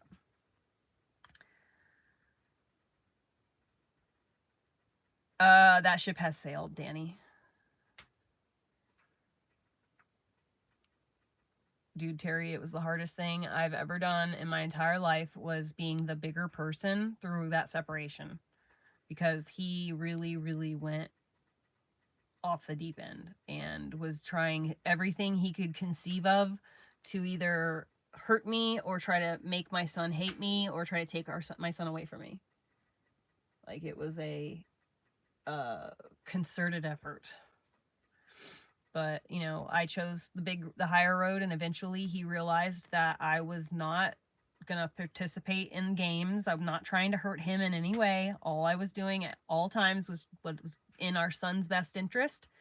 And he could see, like, because he would talk to Elliot, you know, and I always, when my son was around, like, I would be honest about, like, his dad's faults and the reason why we were separated, and the, you know, the things that were not okay to me as a wife. But I never talked bad about his dad in front of him. Like, I would always say, oh wow, yeah, dad's cool, you know, like, that's awesome, your dad's so cool, you know. And I would never like talk bad about him. And my son, so like, I expected this to happen. I expected this to take years and years and years. I literally was preparing to wait until my son was an adult for him to realize that what his dad said about me and what he firsthand experienced himself were two completely different things. And I trusted my son's common sense enough to decide for himself what I am actually like, you know. And so my son realized he's a lot smarter than I had any clue he was going to be. And he realized about like a year ago, like, that he said something to me. He was like, you know, you're not like what I thought, you know. He's like, I see for myself, you know, that you always say don't lie, and that, you know, even when no one's, you always put the, you know, because I say it like, I'm the kind of person who, even when no one's looking, I put the grocery cart back. And like, that's the kind of person that I want my son to be. You know, I want my son to be a good person even when no one's looking, you know? And so that's the example that I live in front of him. And I mean, that's just who I am. So like, I knew that if I just continued to be my true self, the same with like my trolls on the internet, if I just continue to be my true self, eventually people will see that, like, even like when I'm at my worst, like yelling at Elliot and like being an absolute monster, and like we're both like just at odds with each other, and like, you know, really just not cool shit is going on. It's not our life. That's not what it is for us all the time. That is just like a time period that we're experiencing right now. And because I'm the kind of person that I am going to do everything I can to mitigate that and to change whatever I need to within myself to make our situation better. So like, I'm not afraid to like stare myself in the face and go like, you're fucking up. You need to change some things. Like, he's a kid. You're the fucking adult here. And if you can't be emotionally available for your son in the way that you need to be, then you need to get out of this situation, because he does not deserve to be yelled at all fucking day long because you've got no fucking patience. Even if he's being a little fucking asshole, even if he's breaking the rules, it doesn't matter. I should still have full control over myself, because I am the adult. And I am supposed to be showing him how to emotionally regulate. What I am showing him how to do is lose his fucking cool, you know? And so, and the whole reason that I bought this property and I trying to help moms and all this stuff is to help other single moms not go through this. And like, here I am, like, doing it to myself for potential future single moms to come stay here maybe one day. I can't do it anymore.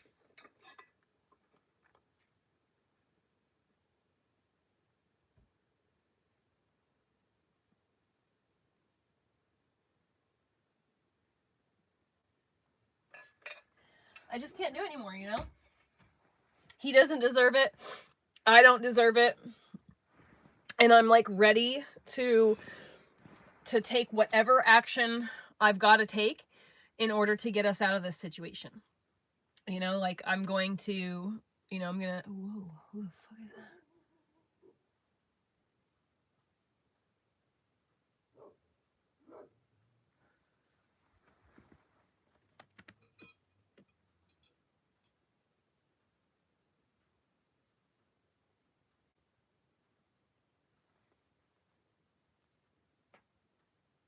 Oh, you said hi to my puppy. Good, nice man.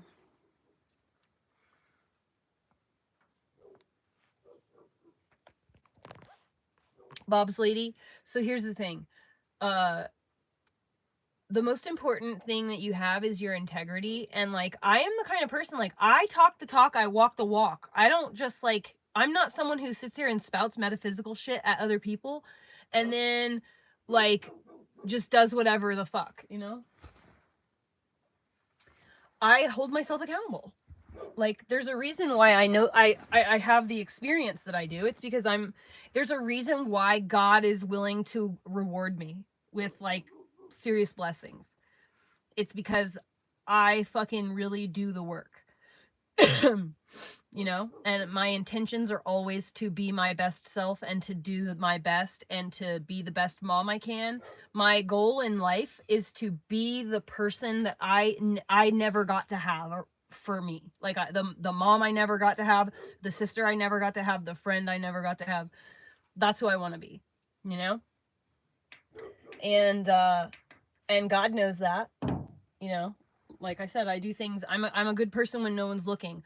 And here's the thing, the stuff that I'm willing to like allow being shown on the internet, like live streams from February and stuff like that, for example, I just so happened to be transitioning to YouTube during the most stressful time in my entire life. Okay. And so some of my first fucking live streams on here are just like me yelling at my kid literally all fucking day long. And it's just an absolute fucking nightmare. But like when you know how when you're in a depression and people will give you very valid, very good suggestions on how to get yourself out of that situation, how to help like yourself feel better a little.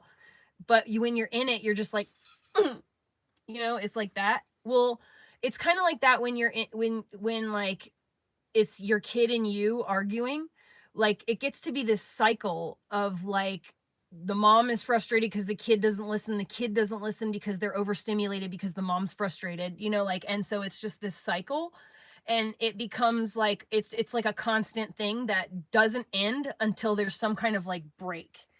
And that's why like him going to his dad's was like so important. Like I needed a break, he needed a break, and like we just needed to take some time away and I needed to just reassess. I needed to do some work on myself mentally, and I had to like try to fill my fucking cup up a little bit because I was just so drained and so just like every single bit of me was just being squeezed out like the wringing of a towel of liquid. Like I was like a walking nerve fiber, you know, and there was just nothing I could do to make myself feel better. I don't have there's no convenience in my life. And literally I look around myself and everything that needs to be done only has me to do it.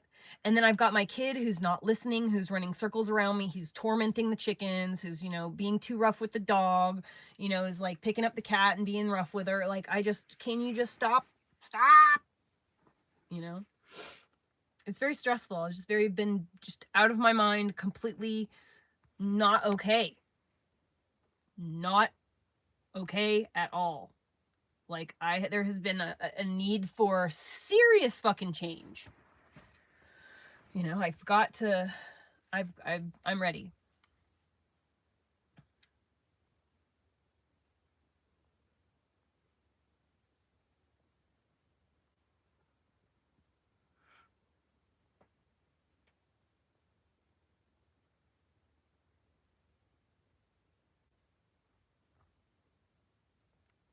Oh. Right. That's exactly it, right? I'm a one-man band with the work of multiple people. I've got friends who have multiple children, like 5, 11 children. One of my friends has 11 children. And like she's even said, like, she's like, your son is like multiples of my children in one child. She's like, and you're alone trying to do this? Like, she's like, I commend you, you know? And, oh,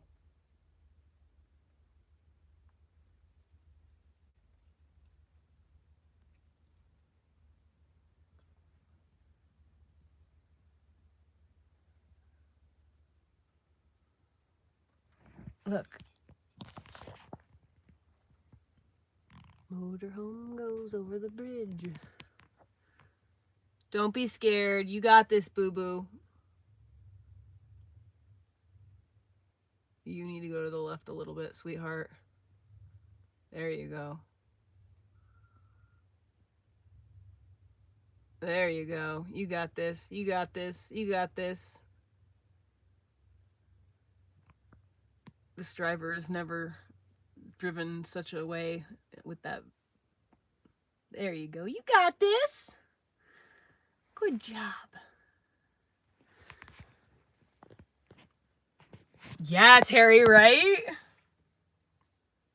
I do not want one of those, though. So the thing is like, I don't really want one of those. I mean, I would get one, I guess, but like, I just want more space than that. I kind of want something that's like, the reason that I kind of just want to get something that I can tow, and then I could get another truck. I could just get a nicer truck, and then I can park my house, you know, and go into town with my vehicle. And then I won't have to be like in my house all the time. Now that is therein like also kind of yeah, I mean, like, I should probably do that, because then like I could, if I just went ahead and did the like thousand Oaks membership for like $300 a month, I could have a membership where I could travel anywhere in the country and park for like up to 30 days for free. I mean, not for free, but you know, like I could go anywhere in the country and park at any of these RV parks across the country. And I just really feel like that's what I want to do. I think that would be really neat. And then I could also, when I'm not wanting to, I could also park my house at people's land. I can go visit Kim. I could visit, you know, I could visit a bunch of people and stuff like that. And there's Thousand Oaks. Like, I mean, let me just look here where all the Thousand Oakses are. Thousand Oaks map.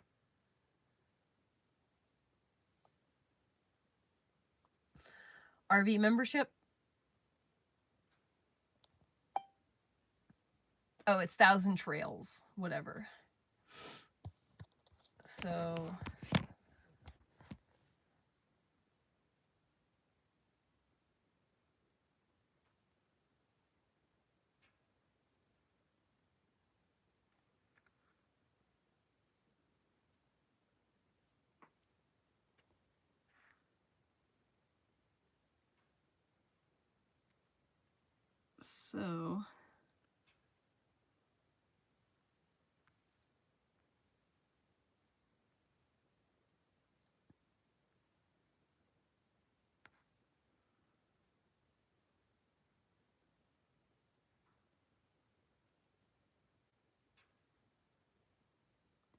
what does any of this mean? How do you find, I just want to find a map.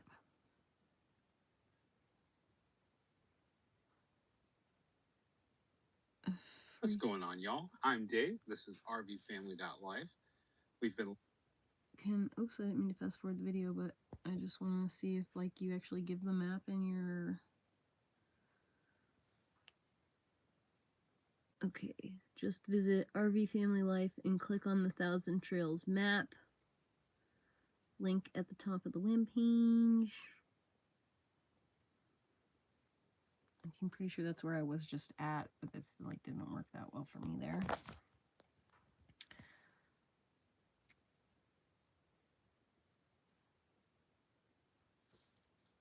Oh, Thousand Trails map.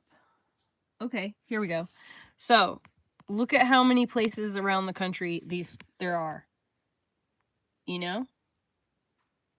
So, look at that.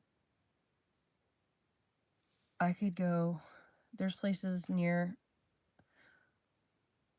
Eugene. Come on, y'all. Like, serious? South Jetty Trails.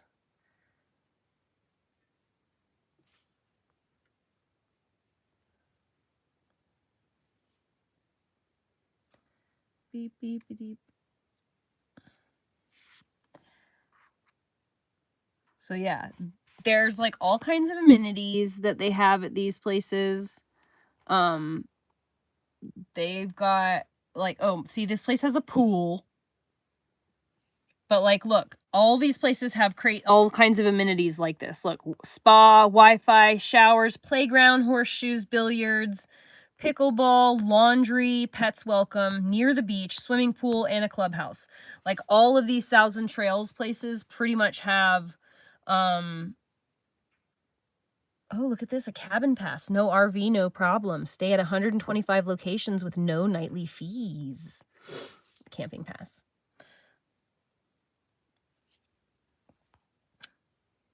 $200 off. So,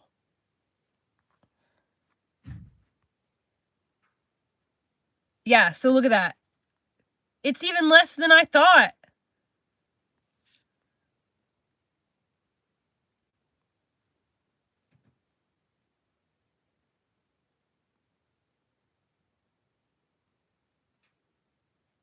Okay, so you can pick one of the 5 regions and you pay $525, but I could literally get all of the regions and just go wherever the heck I want. Get 100 plus more campgrounds, trails collection for only $425. See, you could just get everything.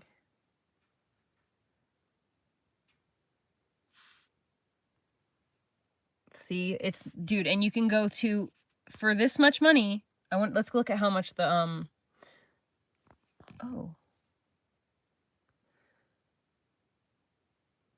So yeah, so like I could select this region and then I could just travel through all these places year round. I could just travel all, just like do. I could just go all through this area as much as I want all year round for $500 and something. Okay. Or I could pick this region and then travel all through this area during that time. Or like, so I mean, literally I could say like I could pay $3,000, okay, or $2,000 to this place, right? And then I could do 1 year here, 1 year here, 1 year here, 1 year here, and 1 year here. You know what I mean? I could just like pay for the next 5 years of my life.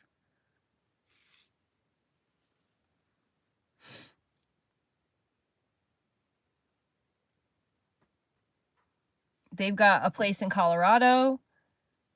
So I could, dude, this is like totally doable.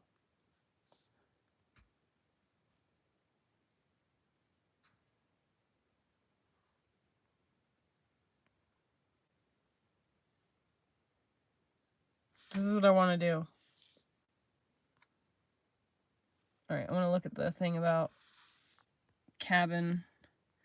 Let's look at the cabin pass and see what that's all about. So this one's more expensive, but for $1,000 a year, 365 days you could spend the night in all these little cabins.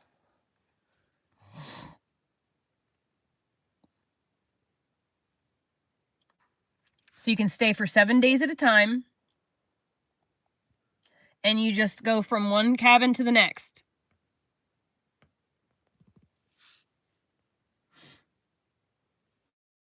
wouldn't make it like this, but all these places have cabins.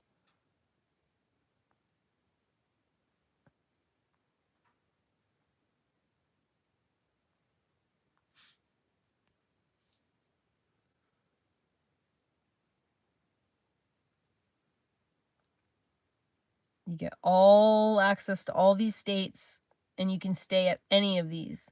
So you do 7 days at one place and then travel to the next location. Do 7 days there, and you can literally set up your whole fucking thing like in advance. This is crazy.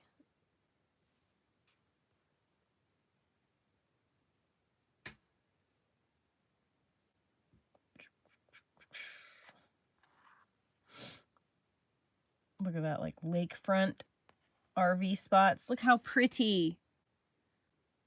You know, it's not like a junky ass place. Dude, I need a motorhome now.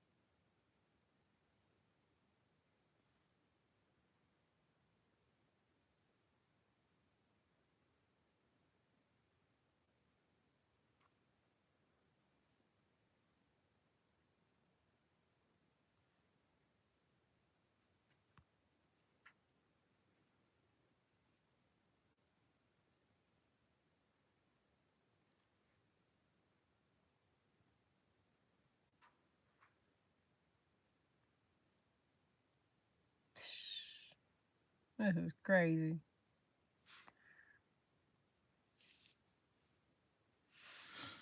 Look at this in the Olympic National Forest and all that jazz.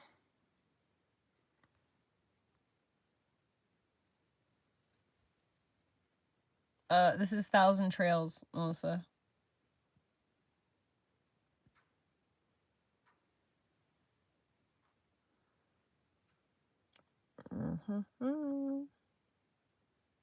Puget Sound. You know, I have a paddleboard that I have not used 2 years.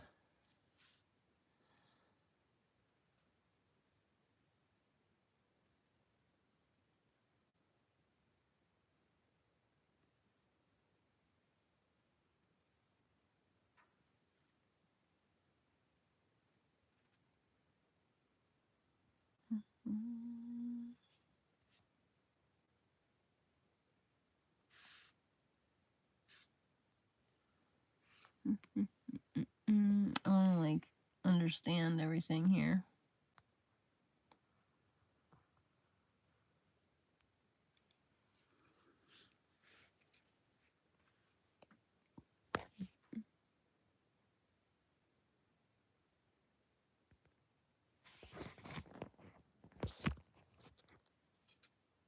That's what I want to learn about it, Danny, is I want to see if there's like any additional fees on top of that $500 and something a month. I remember this one woman saying that it was like they paid approximately $268 a month to do this thing. So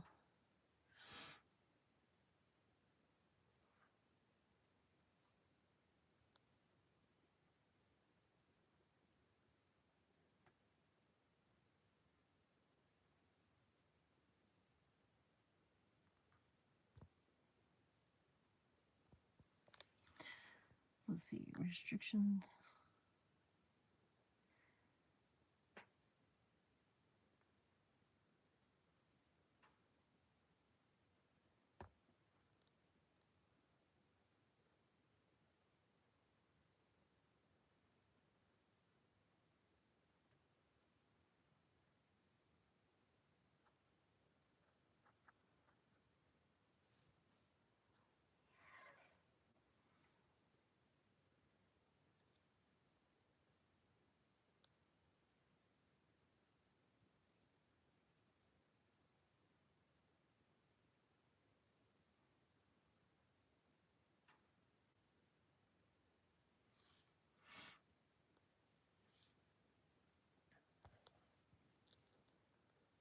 So I had in my mind, like, you know, like $500 and something a year is much cheaper than than like I was thinking in my mind of $260 or some $270 a month.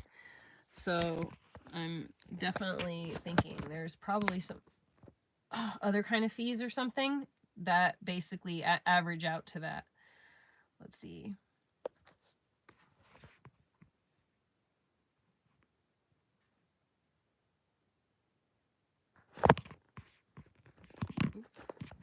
Okay.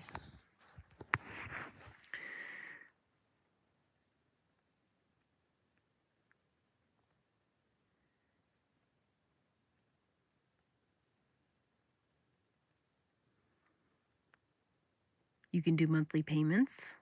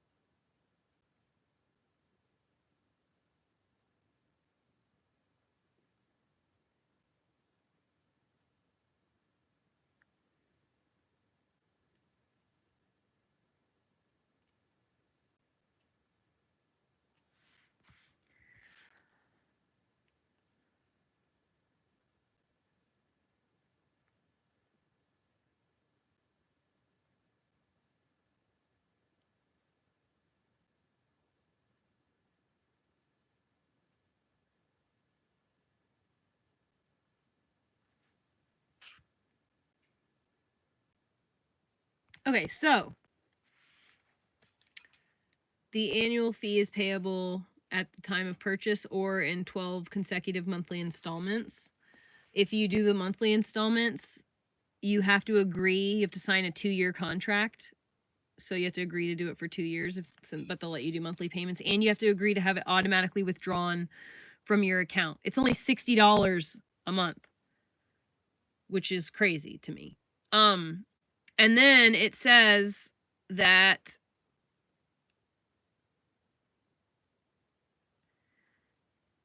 your privileges, your 1,000 Trails Camping Pass entitles you to day use and overnight camping in your recreational vehicle or tent, subject to length of stay restrictions at all campgrounds in the region you select. During your stay, you enjoy all the same amenities provided to those campers who book at the daily rate. So for $60 a month, you can stay at a campground that charges $60 a night.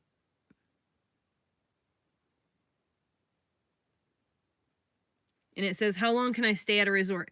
It says, while there's no limit to the total number of nights that you may use your 1,000 Trails Camping Pass each year, we do set a maximum of 14 consecutive days for any particular stay at one of our resorts.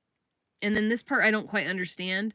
It says, additionally, if your stay exceeds 4 consecutive nights, you must wait for 7 nights before you can again stay at any resort. So does that mean like you could stay 14 days at any one place, but if you go over 4 days, now if you want to book at another place, you have to wait 7 full calendar days? Like, that's kind of confusing to me.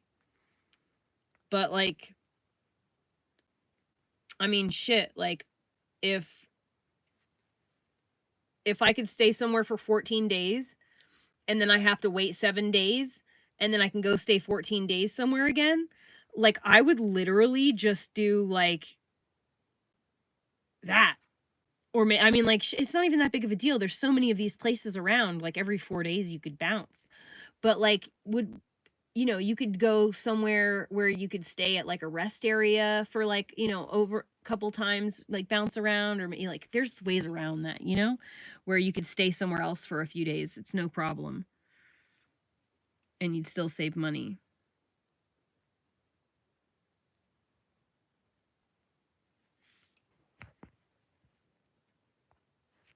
Dude, this is what I want to do.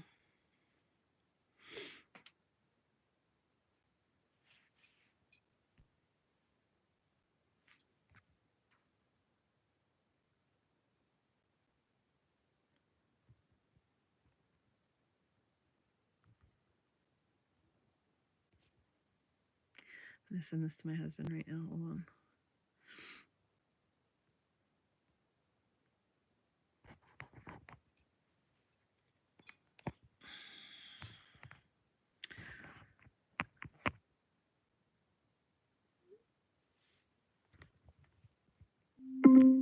Call Grandpa Josh on speaker, FaceTime audio. Starting a FaceTime audio call to Grandpa Josh. iPhone on speaker.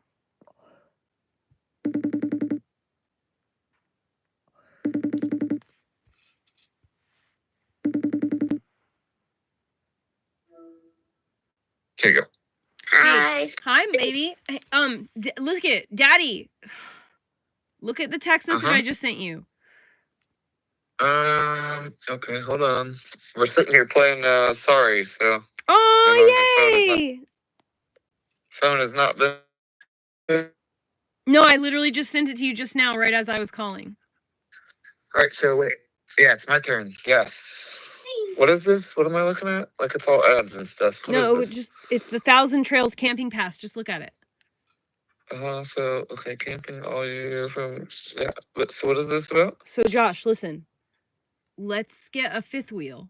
Okay, like a nice fifth wheel. All right, stop. Hey, bud, stop. Please don't do that. Baby, I'm only going to interrupt you for a minute. I'll let you guys get back to your game, okay? I just wanted to talk to Daddy really quickly about this one thing. Hear me out. Now you just knocked pieces. No, you didn't. Okay, yeah, If you look at the map, okay, on where those places are or whatever in the country, it's literally $500, Josh, for the entire year. It is $60 a month. And you can stay at these RV parks with all these amenities. They've all got pools. They got clubhouses. They've got tennis. You know, some of them are on the beach. I'm gonna go pee, okay? Just real quick. Some of them are on the beach. Some of them are like, they're just all over. Some of them, there's one near your dad's. But anyway, there's 1,000 trails everywhere. And so we could just literally just travel around and stay at these places, Josh. I mean, that's cool. You can do that. I'm not ready to travel. Like, you don't want to go and visit family. It's taken me 5 years to establish. So great, you can stay at your fucking house if that's what you want. But you're telling me you don't want to go on a trip. I mean, not really. When we go on trips, we just, You're not flying anymore. You're not flying anymore. You're not allowed. You and Elliot are neither allowed to be on planes anymore. Then we'll hop on a train. No, you won't. It's too expensive. I'll drive you. That's like way more expensive. It's not more expensive. And then it's 3,180 miles to get to where I want to go. What's the fuel mileage on your vehicle? And then I'm not going to have my vehicle. I'm going to trade my vehicle in, and you're going to trade in the Lincoln, and we're going to get a nice truck that we are going to share. I can't do that. We're married. We're going to do that. Yeah, okay. I mean, we could, but we're married, but we're separated. So what? Married is just a technicality. It's not a technicality. We have a child together. We're literally legally and physically and emotionally bound to each other for life.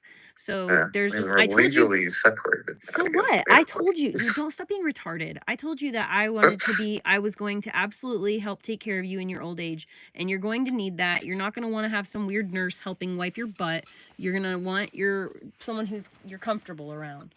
So in any case, I can still wipe my ass, but great. Well, I'm glad you can still wipe your butt now. That's really awesome that it doesn't have to happen anytime soon. See, I'm just saying when you're blind. Happy.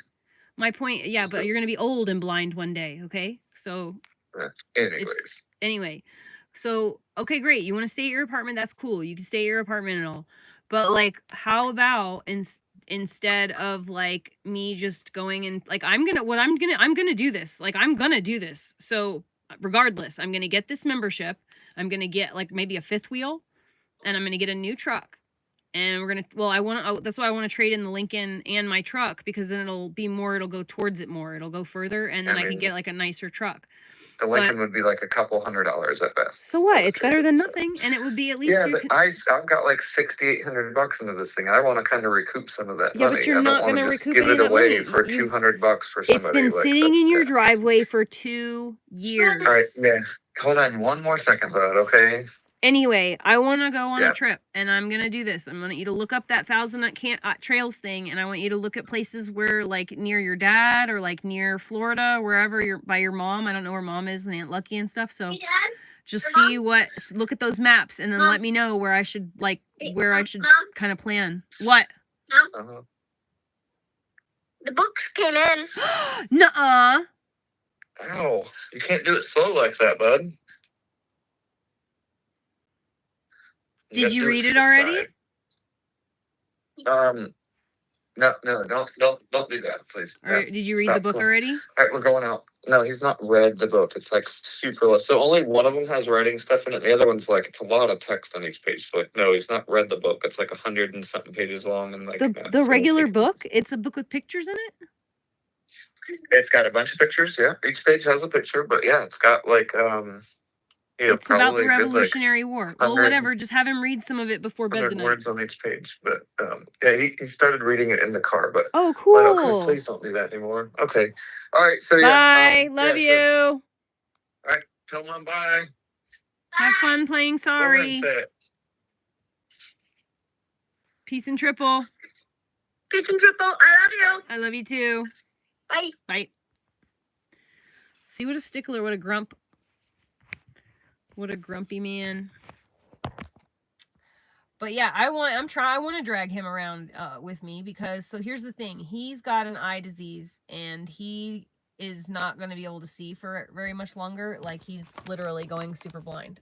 He's already losing his ability to drive a car. I mean, he should have already stopped driving a car a few years ago, but like whatever. Anyway, so he's literally not going to be able to legally drive anymore as of this coming year because he's losing his license and he can't renew it. And so I want to take like the whole reason why like we started on an RV trip to begin with, like in 2017, was because he's not gonna be able to see this stuff. I want him to see like the sunrise over fucking what is it, New Mexico, you know, like I want him to watch like the orange sun come up over like these really pretty places and go down over these really pretty places. Like I just want him to like have these experiences. I want to take him to the coast and I want him to like experience the coast like that, you know, like these incredible fucking things that I've had the beauty of being able to see. And I want my husband to be able to see these things before he loses his vision forever, you know? Yeah, it doesn't matter if he doesn't want to. He's gonna have to.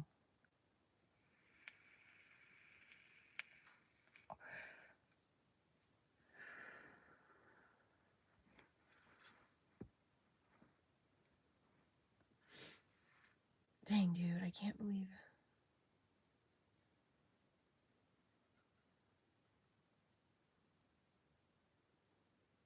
I wish I knew how to do the YouTube thing where I could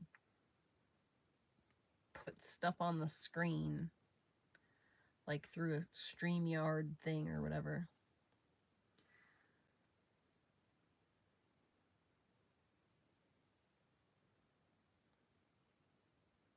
He does. He loves his little apartment.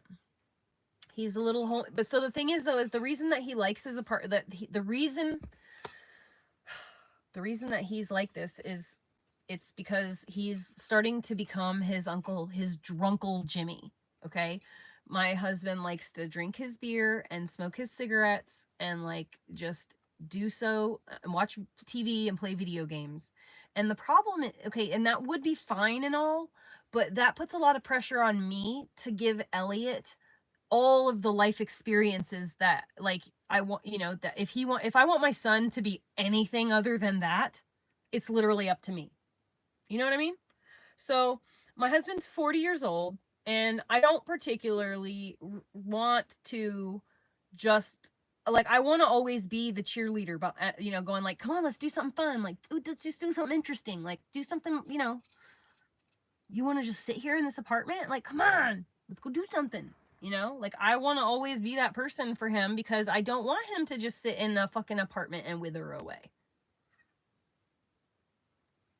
I think that I would hope that if I was, you know, in that place where I only pandered to my comfort, that someone would be like trying to pull me out of my own comfort zone every now and again, you know?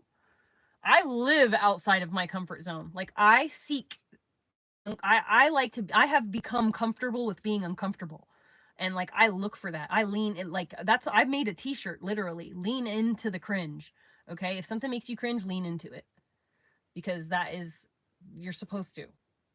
You're supposed to find like parts of yourself that need fixing by what makes you cringe. That's how you know what you need to work on. What bothers me? What makes me not give zero fucks? Because giving zero fucks and having like being neutral when something fucked up happens, instead of having a reaction to it, remaining neutral, calm, and being able to think logically through the situation is the key. But if you don't practice leaning into the cringe, every single time something comes up, you're going to have a big reaction to it because you're not used to change or big, crazy, uncomfortable things, cringy things.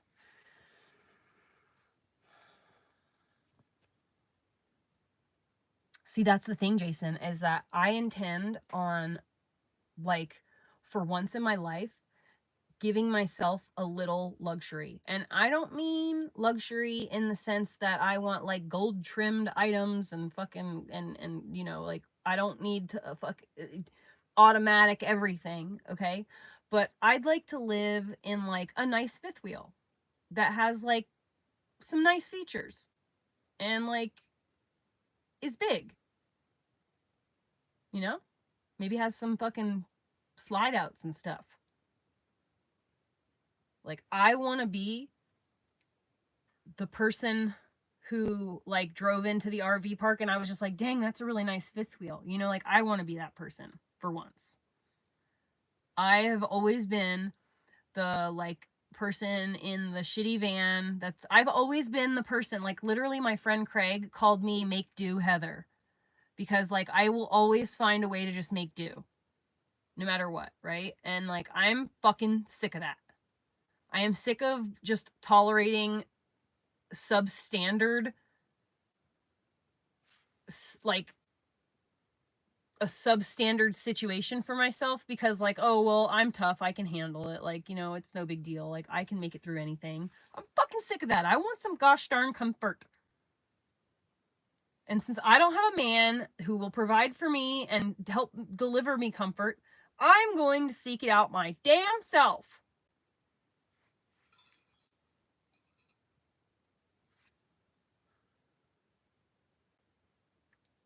I'm looking for something less than 120,000.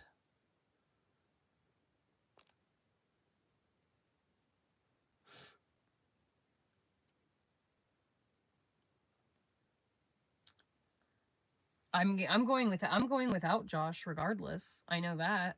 And I'll take Elliot with me. It's no big deal. I could take Elliot, be gone for like 2 or 3 months and then go back and then live near Josh, and um Josh has him for a couple months, or you know whatever. Like, or like we do like 1 week on, 1 week off, or like we both stay near Josh or Josh comes stay near us. I don't know. We'll figure it out. But I know if I want to go to Florida, Josh has taken Elliot to Florida himself many times. So, and to Georgia. So, I mean, I've never stopped him from, I'm sorry, that's not true. The last 3 years, I have told them, no, that's it. Like, Josh doesn't really want to fly either. So he's been kind of like, he's getting to the point where he can't see enough and he's getting really uncomfortable. So he's allowed me to like say no, and he's like basically used me as an excuse with his family because his family just doesn't like me anyway. So he's like, oh well, Heather's not really comfortable with me and Elliot flying or whatever. So okay, that's fine. You can use me as an excuse. I'm totally fine with being the bad guy because like I would much rather his family think I'm the bad guy and my boys are safe than, you know, my kid gets sucked out of some plane window.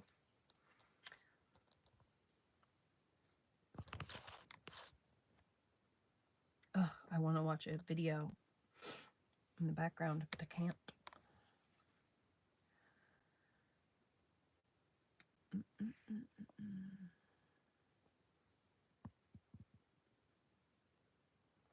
But yeah, I think ultimately, like, it's in my son's best interest to have both of his parents like close by. And my husband and we've remained really good friends. Like we have a good solid friendship. So and like we both when it really comes down to it, both of us know that the other puts Elliot first when it really comes down to it, and we trust each other when it comes down to it with our son. Like we trust one another with each other, like with our son. So that's been the hardest part, is like getting to a place where after like post separation where we're like our friendship is solid again, and that our there's not any tit for tat crap with us anymore.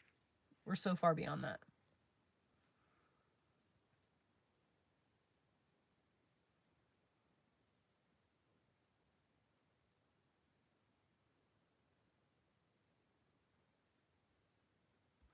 Well, so the reason Josh's family doesn't like me is because when we broke up, well, first of all, his family are totally those types of people that think that, like they consider Josh to be the fuck up, but when it's me saying it, or it's like me versus Josh, of course Josh is the perfect one, the one who's not lying. They know Josh is an alcoholic, but when he's calling me a drug addict, they believe him instead of thinking like maybe he's fucking projecting, And that's really what it was. Like he literally still to this day has his dad convinced that like I am a crackhead. Like, can you even find crack? Like, is that even a thing? Is crack even a drug that exists anymore? Like, if he had gone around like saying that like I was on meth, that's like a drug that at least exists. So it's like believable in a way. I mean, it's not believable, but like I could get that if like he said that and they believed that. But like crack? Really? Josh? Like, but that just shows how naive and immature he is. Like, that's the drug from our childhood that, like, someone's mom was on crack. It was like the big deal, like that's like that was like the cut down is like, oh, your mom smokes crack, like that kind of shit. Like when you're from the 80s and the 90s, So like it was just so petty. But his parents, everybody believed him without even a fucking, his dad called me one day literally and offered me $10,000 cash to sign over my parental rights. He was just 100% sure that I was gonna just sell my son for drugs. I was like, ew, you're gross. This is disgusting. Don't ever fucking call me again. Like, $10,000? Like, that, is that really? Really? That's all you think Elliot's worth? You're crazy. That just offends me. I'm offended that that's how little you would even, like, that's how, like, ugh. No.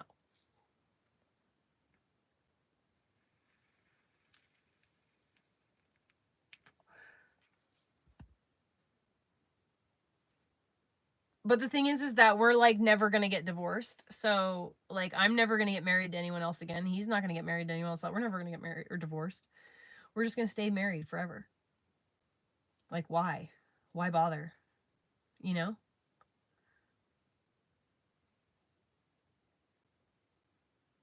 Also, like, I mean, when I was 14 years old, I made a commitment to this man. And I said, listen, if we haven't legally married anyone else by the time that we're 30, I will marry you and I will help take care of you when you're blind and you're older. By the time, so at 14, we pretty much expected him to be fully blind by the time he was like 25. Like that's how his disease was progressing. So like he wasn't supposed to have vision past 30 at all. And the fact that he can still see enough to drive a car today is miraculous, but he doesn't see it that way. He's still in this like, woe is me, why did life do this to me kind of like mindset, instead of being like, oh my God, I'm so lucky. I should be an example. I should speak to other people with this eye disease and like try to be an inspiration for other people, you know, to not waste their childhood and their youth being a drunk or something, because you don't really know what's going to happen. The doctor might be wrong when you're a teenager, because like the doctor was wrong and he wasted his whole life being depressed and sad about how he was going to be completely blind by the time he was 30. And then by the time he was 30, he was an alcoholic and couldn't pull himself out of that stuff, you know? So it was just like, just really sad, you know, situation. And like, I told him when I was 14, I was like, I will fucking take, I meant it. We literally got married at 30 years old. I fucking meant it. And we got pregnant with Elliot at 30. I meant it. When I say shit, I literally mean it. I'll continue. Even if we don't talk for a year, I'm still gonna do the thing I said I was gonna do. I'm just gotta, you know, I'm either waiting on all the pieces to fall in so that I can do it, or I'm in the process of doing it. As long as, even if we don't talk, you know, for a little while, I'm still gonna do the thing I said I was gonna do. If you change your plans along the way because you think I'm changing my plans, that I can't help that, because like I'm still gonna do the thing. Like that's why I'm still here trying to build the mom community. And Matthew has passed away now.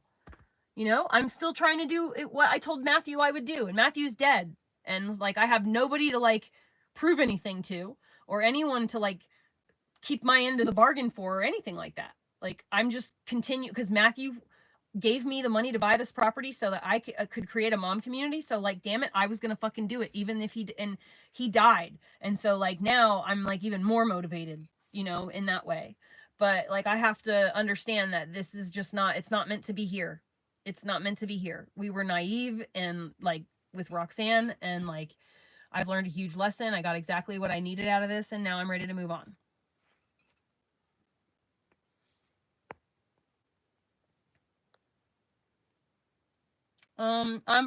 He might watch my lives. I don't know.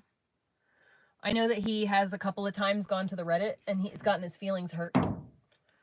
But I told him, I was like, dude, why would you ever do that? Like, you cannot go and read stuff like that. Like, you know, you gotta understand, I'm sorry that I'm kind of like an internet celebrity in a way. You know, I'm sorry that people pick apart, you know, that discuss my life in the way that they do, but I'm transparent. I'm a transparent person. So like, if you're a part of my life, I'm going to discuss our life, you know, like it's just it's a part of it. Matthew is my best friend, of the last like 3 years. Oh yeah, no, he's not right now. He's playing sorry with Elliot.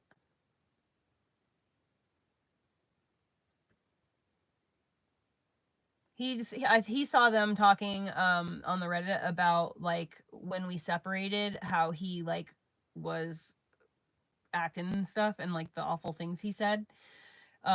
He was just like, oh, it really hurts my feelings, you know, that you were like talking about that. And I was like, Josh, do you want to know why I was talking about that? I was talking about that because I was mentioning like how crazy proud I am of us both, and how far we've come, and how great our relationship is now. It doesn't matter what the people on the Reddit were saying or talking and discussing. You can't interpret my like what happened through their eyes, you know. But like what I was talking about was how crazy it was and how amazing it is now, and how just by, you know, sticking to it and being the bigger person and not fighting with you in return, instead of like writing you back a million hateful messages when you would do that shit, I just chose to stick to what I knew, which was that I'm going to communicate only about Elliot. And eventually we became friends again, and now look at us and how amazing our fucking relationship is, you know.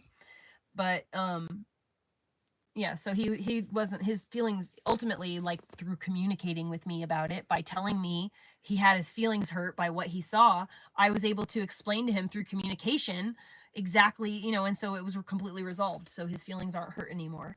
But he does hate that, you know, he does hate that the Reddit exists and stuff like that, you know. But mostly because it hurts his feelings that people would like talk badly about me like that.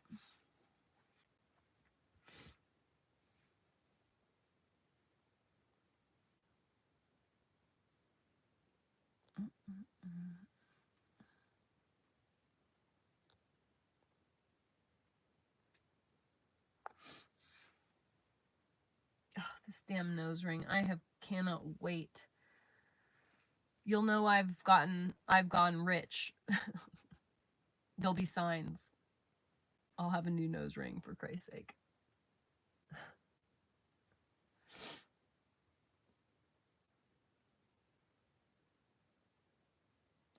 So I'm too old to have children. There's no way that I would bring another child into this world based on the fact that statistically speaking, women who are my age who have babies, you know, tend to have babies with Down syndrome or other chromosomal issues, especially women who, you know, were children of the 80s, because there's a lot of polycystic ovarian syndrome, and that can cause a lot of, you know, with cystic ovaries, it can cause a lot of just deformities to the eggs that you do have. It's a literal wonder that I was able to have Elliot at all. I was told that I was infertile when I was like 16. And so I was never on birth control, never practiced. Like Josh and I never really like, we did like this, the stroke method, like, and I would monitor my cycle and stuff, just kind of like be on top of it or whatever. But when we got pregnant with Elliot, I literally all day, I was at work that day, and I was just thinking to myself, I was like, I'm 30 years old. If I do not have a baby, it's August, okay, of my 30th year. And I was like, if I do not, so this is 2014. So I was like, you know, if I don't have a kid by the end of this year, I'm literally never going to do it. So like, I've literally got 3 months to get pregnant, or I'm never having a kid. Like, that's, so if I'm meant to have a child, God, like, I guess let's get this on the show on the road. At this point, we owned our own home. I owned my own business. And what we had discussed was, so he owned a business too, but he could quit his job, and then he would be a stay-at-home dad, and I would continue with my cleaning business. And so we had already, so I went home from that day. I went home from work that day, and we discussed it and figured, okay, well, he could be a stay-at-home dad. And he was like, well, does that mean we can practice? And I was like, I guess so. So we had sex that night. I literally got pregnant that night, August 27th of 2014. So like, and that's Elliot. So I got pregnant the day that I decided to get pregnant. And like, I know that, I 100% know that Elliot is supposed to be here. You know what I mean? Like, he's a fucking blessing from God. And he changed my whole fucking life and made me have purpose. Like, he gave me a reason to like be a better person, and be like the reason that like I can even be inspirational or helpful in any way, shape, or form to anyone other than myself, is because I have a child, and I now have a purpose, a reason to be a better person, a reason to want a better world. You know, like, because I want the world to be a better place for my child. I want my son to have healthy peers. You know, I want other people to, that's the whole, I don't like kids. I don't really like other people at all, like physically being around them. And like, I like my solitude, but I understand that I need to help any way I can, make sure that there are other healthy children out there that grow up to be healthy adults, because our world is really going to fucking need that. And like, I don't know if like this whole eclipse thing means that like we're about to have a whole bunch of like truths blown wide open and stuff, and that whole new earth that we've been hearing about is coming. And I know that I know that I want to be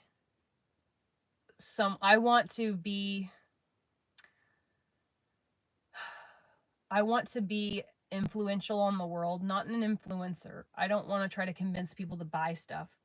I want to try to help people learn how to lean into the cringe, learn how to find out what parts of themselves they don't like, what parts of them need to be changed, and how they can go about doing that, even though it's uncomfortable and even though it sucks. I gotta go let my chickens, close my chicken coop. The dog's working to tell me. Jesus Christ, it's fucking dark. Shoes. Oh, I'm trip and fall. I'm coming. I think I put the shoes on the wrong feet. I did. I'm coming. Thank you, good boy.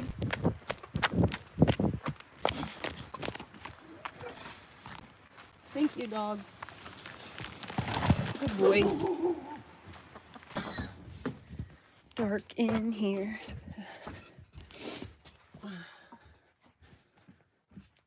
It smells like someone made fish in here. This shit was worth it. The smell is worth it.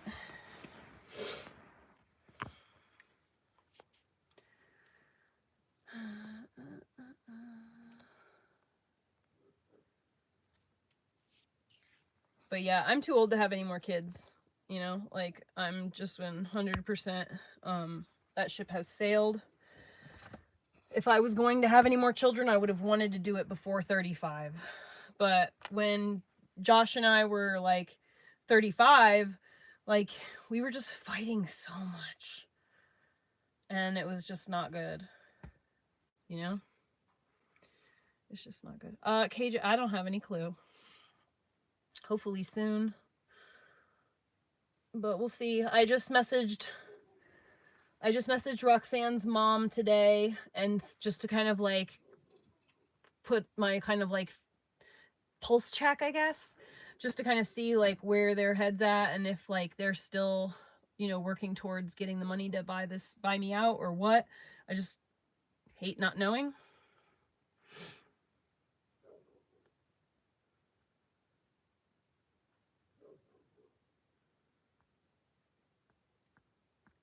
Jax's mom, because he pisses in the house and I can't find the diaper and I don't have the mental energy to train him.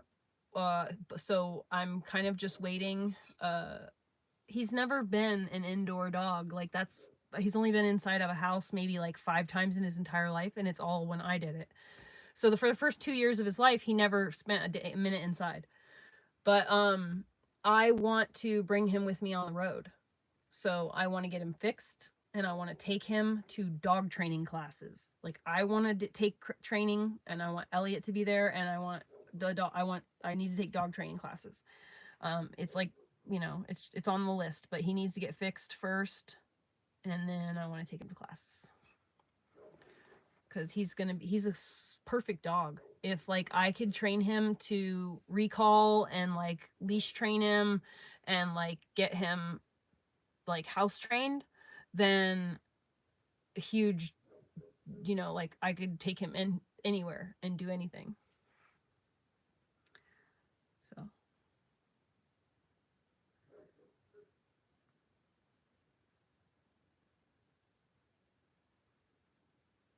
I hear you sell to someone else. What does that mean? I don't know what that means.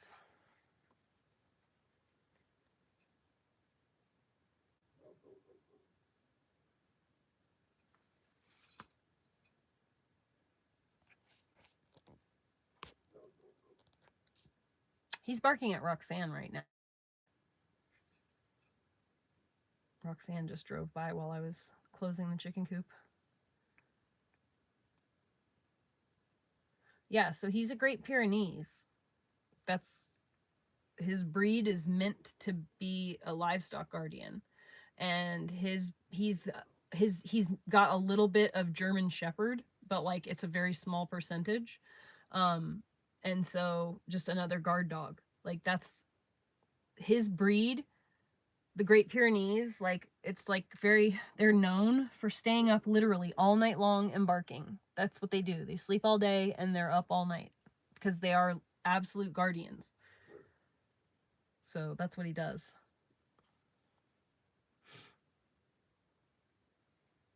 He stays up all night long and like watches the house and watches everything and keeps alert.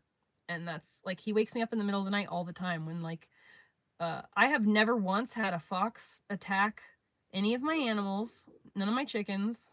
Nothing's ever gotten into my chickens.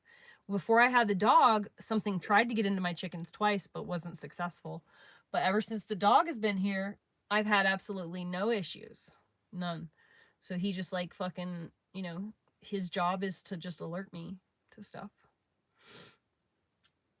Dude, that's really what I wanted, honestly, Terry, was to get goats and have him, because he really does love goats. They're his best friends is goats. And so I wanted to get him a couple of goat buddies. That was what I planned on doing, but before I had planned, figured I'd move. So anyway, I think what I'll do is, I think once I get Orly fixed, once I get my new house, and once I get situated, once I've taken Orly to dog training and gotten him fixed and everything's done, I think I'm gonna get another dog. But I think the next dog I get is gonna be a smaller dog. So that way, I don't have two big ass fucking, dogs like thundering through my house, my little RV. But Orly has like a buddy.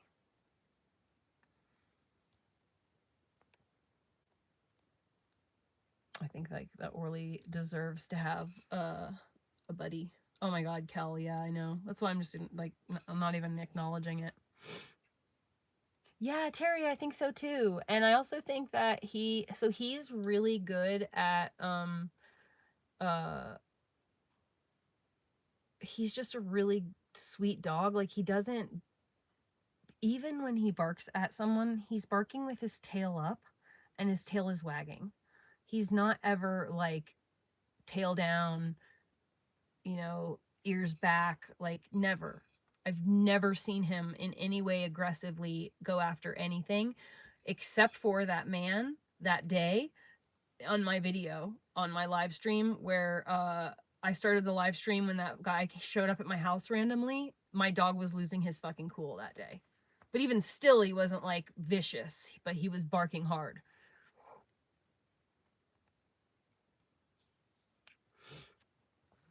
But yeah, dude, it was fucking sketchy.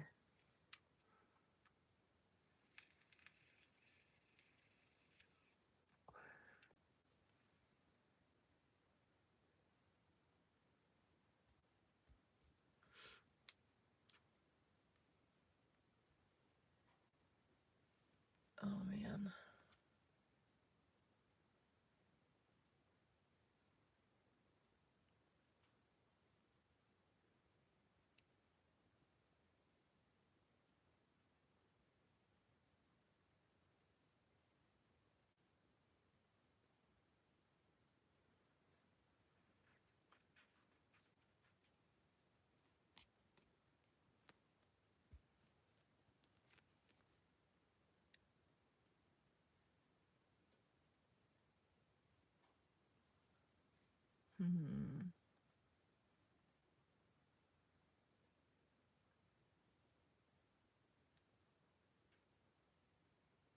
Dude, Terry, I know, I'm just like so fucking done. I'm just like, wish that I could snap my fingers and it was just done. I wish that I could just hire people to do the job for me. Like, I could just hire movers, you know what I mean? To just like do everything for me.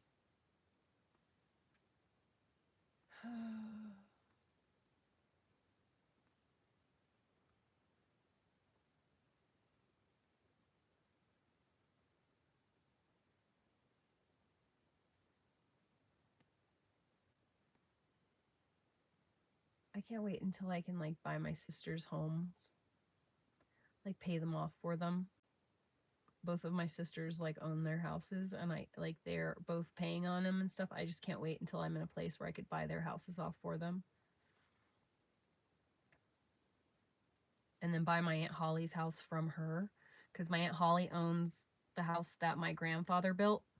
And so like, I don't want her to sell it to anyone, and she's been like trying to sell it kind of lightly for the last like maybe 5 years, like just seeing what she can find.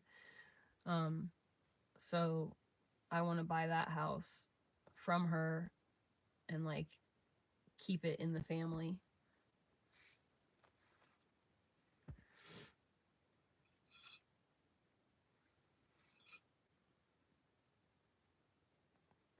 I really, really, really, really, really, really just want to be able to provide homes for everybody. Like, that's like the thing that people, you all know this. This is the thing that, it's something you have to stress about the most. As a person who pays bills and has to put stuff, being an adult, it's the hardest part is making sure that your home is taken care of and, you know, is paid for. And, you know, I think that if like I could help house single moms and stuff like that, whether it's mobily or if I like used my money to like build you know, some really cool like apartment complexes in different towns, or like I don't know, just whatever, like miniature communities even in like more um you know, like city in closer to city areas instead of being like super rurally. But if I could just like get a few mom communities put together, like I just really want to fucking help moms not be home insecure and not have to pay. I think if you're a single mom, I don't necessarily feel like you should get a handout with like total free everything and just like, I think that breeds a certain type of it attracts a certain type of manipulative person when there's programs like that. But I do believe that, like, I think that single moms should be able to be with their kids. So what can I do? I want to figure something out that the mom could like work, do a job, but where your kid does the job like alongside you. You like are there together and like, you know, whether it be like homeschooling or I don't know. I want to figure out some way that the moms can like work towards it, but like they don't pay any money and their kids are with them.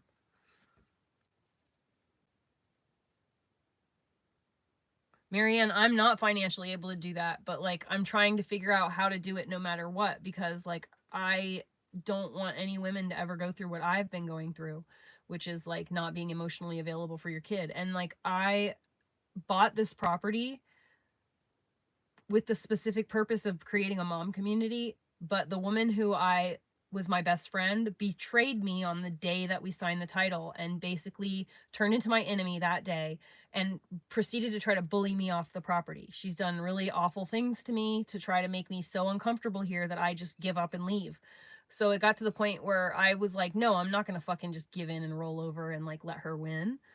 So I've been fucking busting my ass trying to like make it work, but like I'm not capable of doing this all by myself. And like Chicken Little, like I'm not gonna thresh the wheat and have people just show up and eat all the bread.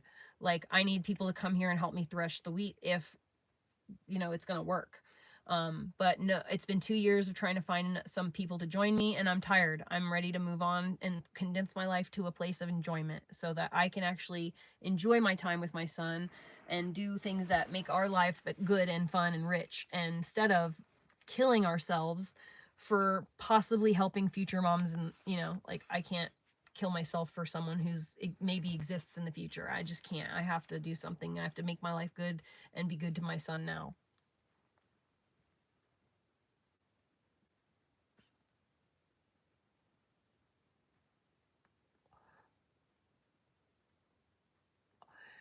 Yeah.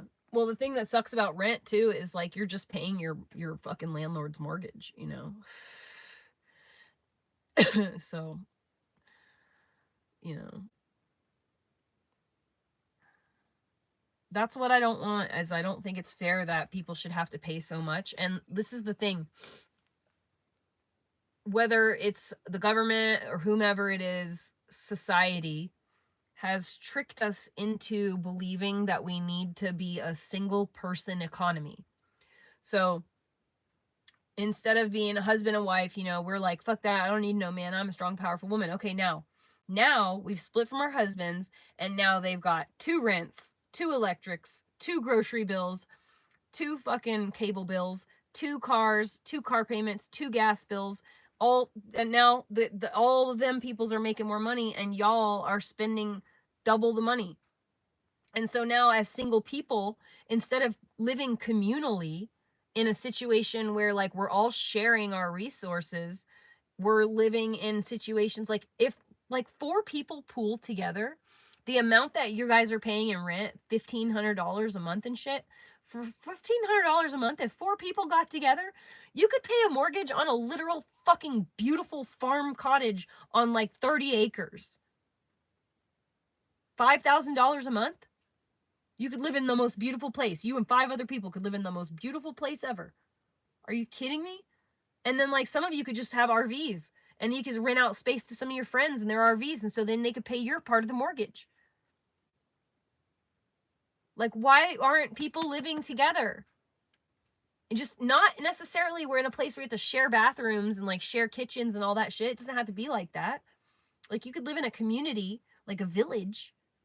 And that's what I want. Ultimately, that's my dream, is to acquire 300 acres. I want to acquire 300 acres, and then I want to build, and I want to give away as much land to as many like-minded people as whatever makes sense for the property that we get. And then instead of it being like a commune where you guys hold hands and pray together and have fucking share kitchens and share bathrooms, no. Here's 2 acres. Now fuck off and go make it yours. Be self-sufficient. We'll all get together. You know, if there's like 60 people, 100 people on 300 acres, when something needs to get built, we all get together and we build it. And then it's built in like fucking one day. Boom, done. And then we just help each other build all the things that we need to be built. Boom, problem solved. Community built. And then we all get together like bi-monthly. We like once a month, every other week, or whatever the case may be. And like, instead of like, we just share resources. Like, I'm really good at growing beans, so I will just have a bunch of beans, and then I can trade beans for pumpkins and potatoes, and like, we can just share resources. Like, why do we have to live in a single person economy? It doesn't make sense. They tricked us into thinking we need to be alone, living in an apartment and pay rent all on our own. But we don't. You could live on a big piece of land for half of that amount in a swank ass RV with like all the amenities, or a fucking banging ass fifth wheel. Like, it doesn't make any sense. It doesn't make any sense. And like, I am like on a mission to find the people who I want to share my property with, and like in the end game. And I need to find my 300 acres, and I need to start acquiring it. And I need to start doing that.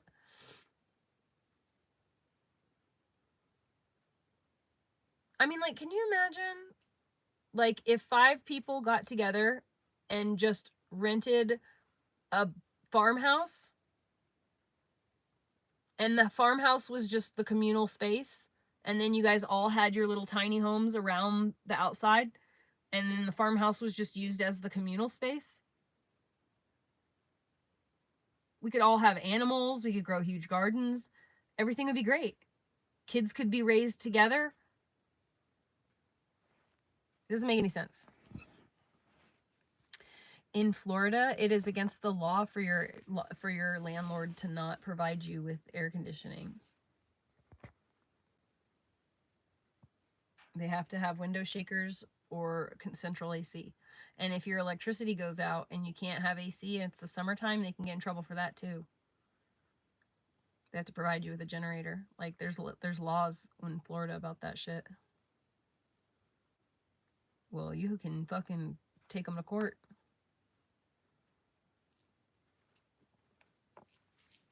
Yeah, Danny, that's the thing. Well, the problem really is that this property, first of all, it wasn't meant to happen here. No matter how hard I worked, no matter what people I found, it would never work out here at this property, because this is not the right place for it. It's just not.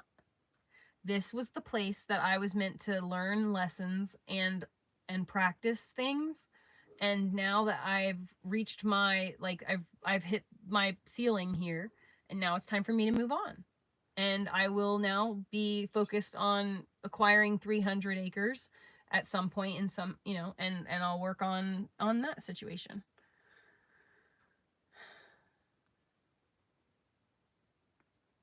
But like, I like being in an RV. I like not being connected to, you know, amenities and stuff. Like, if I have a generator, that's all I need.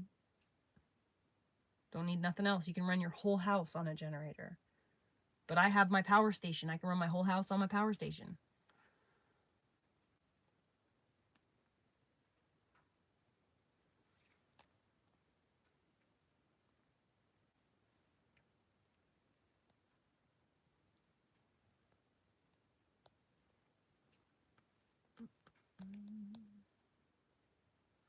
But yeah, I want to go back to Florida. I swore I would never go to Florida again, but I miss it. I miss like being able to plant things year round. And I miss my sisters. I want to see the babies. I want Elliot to see his cousins, and I want to spend some time with them and like, you know, like reinforce our bond. And then, you know, I just want to travel. I want to go back to Colorado. I want to go back to New Mexico. I want to go to Utah. I want to go to Georgia. There are places I want to go to Alabama. There are places I need to go.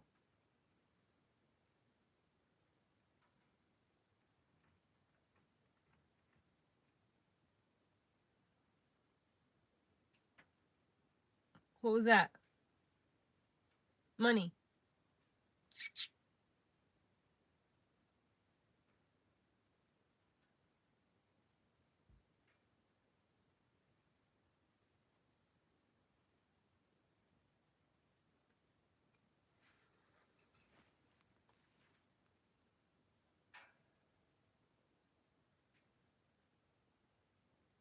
Listen, you guys want me to come to your area? I will do it. I will 100%, you know, make content traveling around places.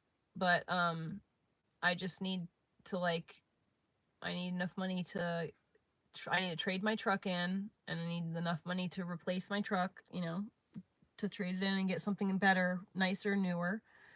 And then I need to sell my school bus, and I need to sell the spare RV that I have, and I need to sell my land.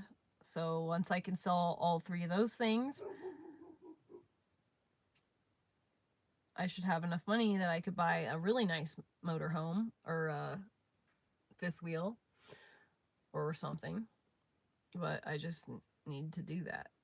I need to sell my shit. I need it to happen.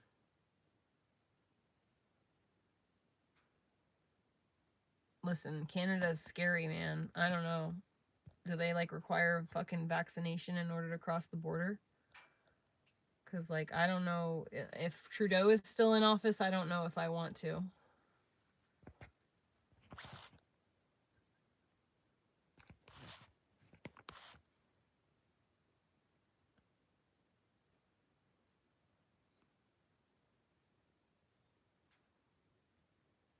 Be right back. I'm gonna go peek on my dog real quick.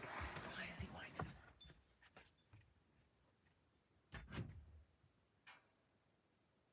Dude, it's bedtime. Go lay down.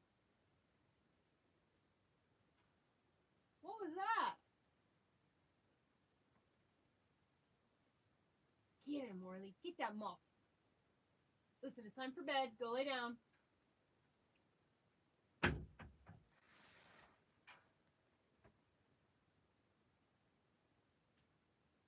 Are you gonna come back?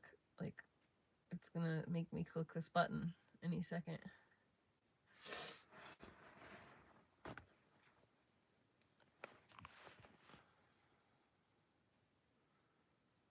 It's already on like a 60-second delay. Now it's gonna be on like a 4-minute delay. Be right back. Let me see if I can get it to work.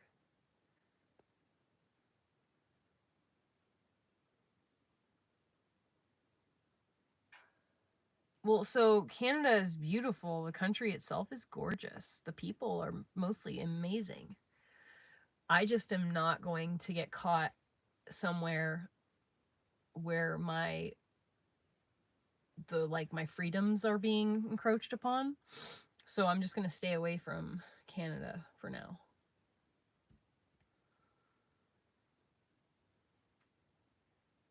No, I'm not a girl.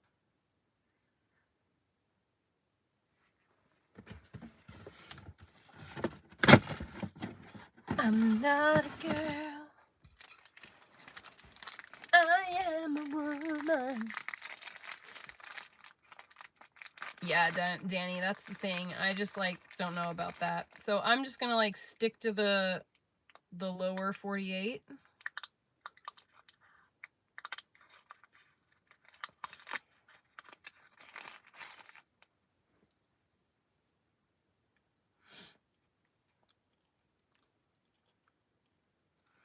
I don't have a camper.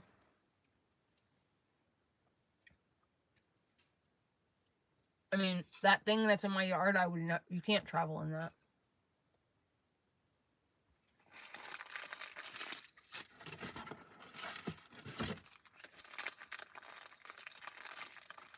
No, I want luxury, and by luxury, I mean I want something that's clean and nice and functioning. Something that I don't have to completely renovate like I would a school bus in order to utilize. Might as well just do a school bus for that.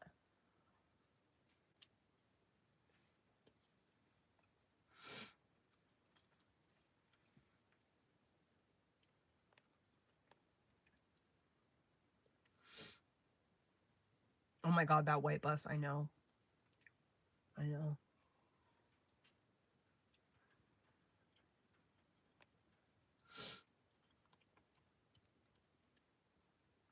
It was like $43,000, but, you know.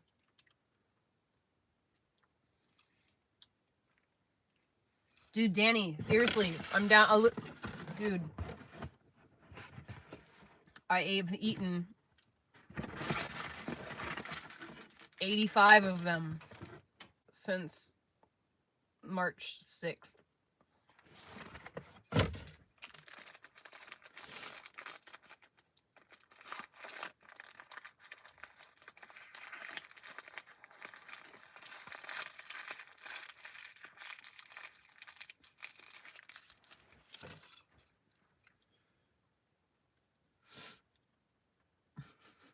It was really good. Mm-hmm.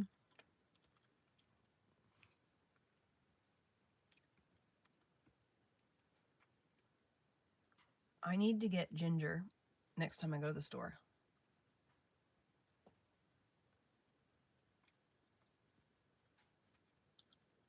All P. Diddy's houses raided by federal agents. Can you guys believe it?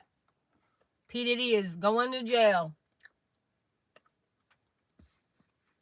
P. Diddy's sons are in jail right now.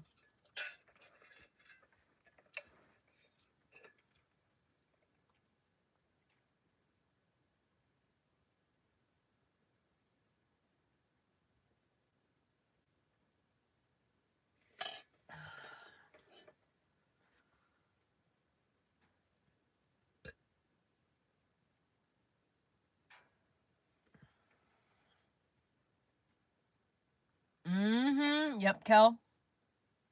Mm-hmm.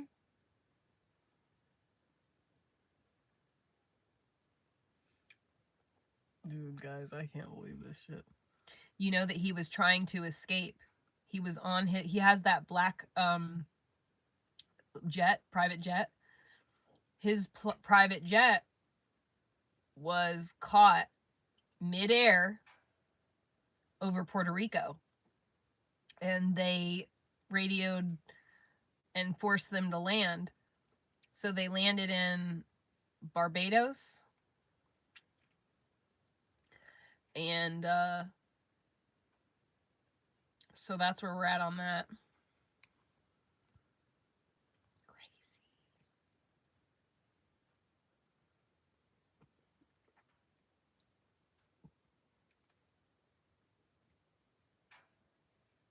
Law enforcement sources are telling ABC News that right now authorities are carrying out searches at properties associated with P. Diddy. This is all part of a federal investigation into human trafficking. They also say that this investigation has been ongoing now for several months. They add, our sources, that an arrest does not appear to be imminent at this time, but what you are looking at right now is live video of one of these searches being conducted. Now, this is a search that is happening at Sean Diddy Combs' Los Angeles homes. This is in the Beverly Hills area, so you can see a tremendous amount of law enforcement present there all around that home.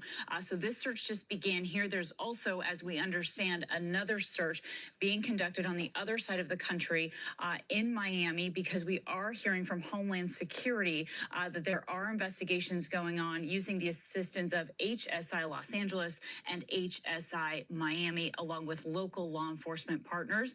We do understand that they will provide us with updates as possible, but this goes into multiple allegations against Sean Diddy Combs over the years. There's been several civil suits against him as well, including human trafficking, all of which he has denied as this has been ongoing. But again, clearly an escalation that we are seeing play out live right now in Los Angeles. I want to bring in our ABC News contributor and trial attorney, Brian Buckmeyer, who I know, Brian, you have been following this case for many months, and you bring it up to me all the time. And now I wouldn't call this the culmination. In fact, probably this is just the beginning, right? So what do you make of the fact that they've decided to carry out these two searches simultaneously and on other sides of the country here? So, Kayla, you're right. I've been talking to us about this for too long. But what does it get you? What does a person need to have the ability to search a home? Probable cause. So what I'm doing is I'm looking backwards. How could a judge grant the ability to search these two homes, and why would you do it simultaneously? Anyway, so Puff Daddy's, all of his houses, there's houses in Los Angeles, there's 2 houses in Miami, and then there's a house in New York. All of his homes in those 3 areas were raided today by Homeland Security for human trafficking. They've arrested Christian and the other one, his 2 sons. They've arrested both sons, and they also grounded his airplane. It was flying out of the country, and they found it and grounded it in the Barbados. I mean, karma's serving everybody at this point. Like, that's just where it's at.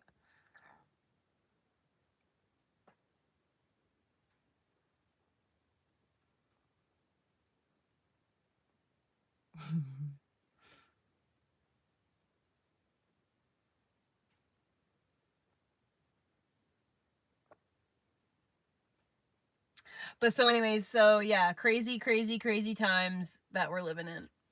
But yeah, so my goal ultimately, end of the day, is to just try to get enough money so that I can get my ass on the road. I just want to get mobile. I just want to be able to go, and I want to be able to travel the country again. I want to be able to move where I want to and flow as I want to. And I want to do so with something a little bit nicer than what I've been forced to do so in previously. So I am ready. I think I'm gonna go to bed, guys. It's 9 o'clock.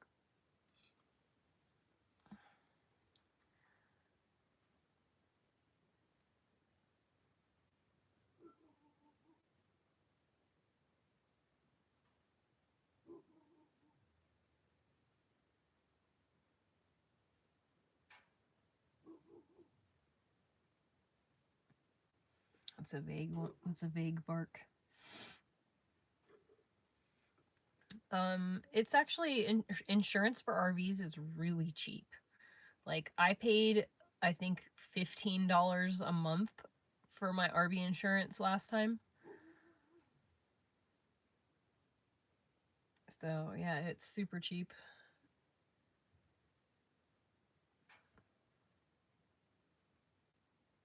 Me too, Danny. Oh yeah, and if you guys could please like this live.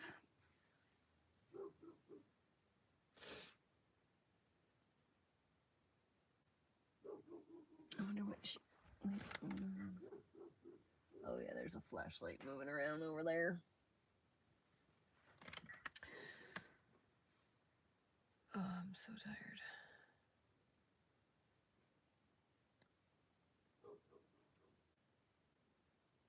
That's not bad at all.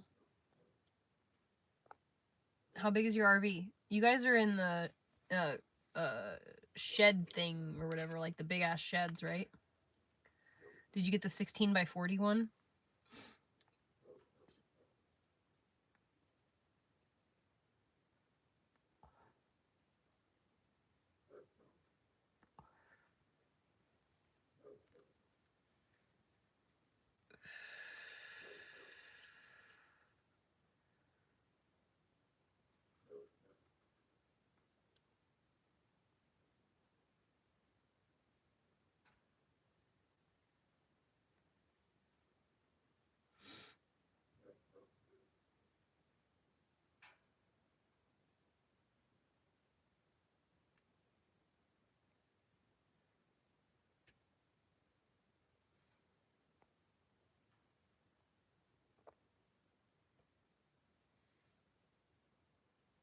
Oh my god, I'm so tired.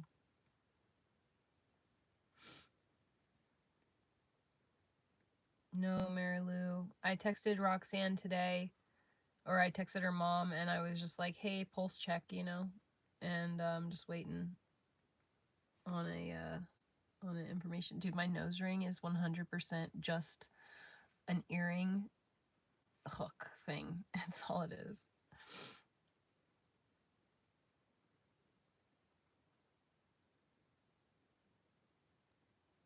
Oh yeah, you have to tap the thumbs up or whatever. Just hearting it won't do it. You have to, in order to like it, you actually have to hit the like little thumb or whatever. I don't know if I can't find it. It's not on my screen. All right, guys, I love you. I'll see you tomorrow in the morning. I'll be on. I mean, I don't know when I'm gonna get on here. No, I can't have a schedule anymore. I have to just. I can't. That was my problem. Is I was sticking to a schedule and it was starting to fuck with me. So I have to just do things as I feel like it. So tomorrow, whenever I feel like it, I'll pop on, and I will be probably on Bigo on the other app, and then in the afternoons I'll be here sometime. I'll see you tomorrow.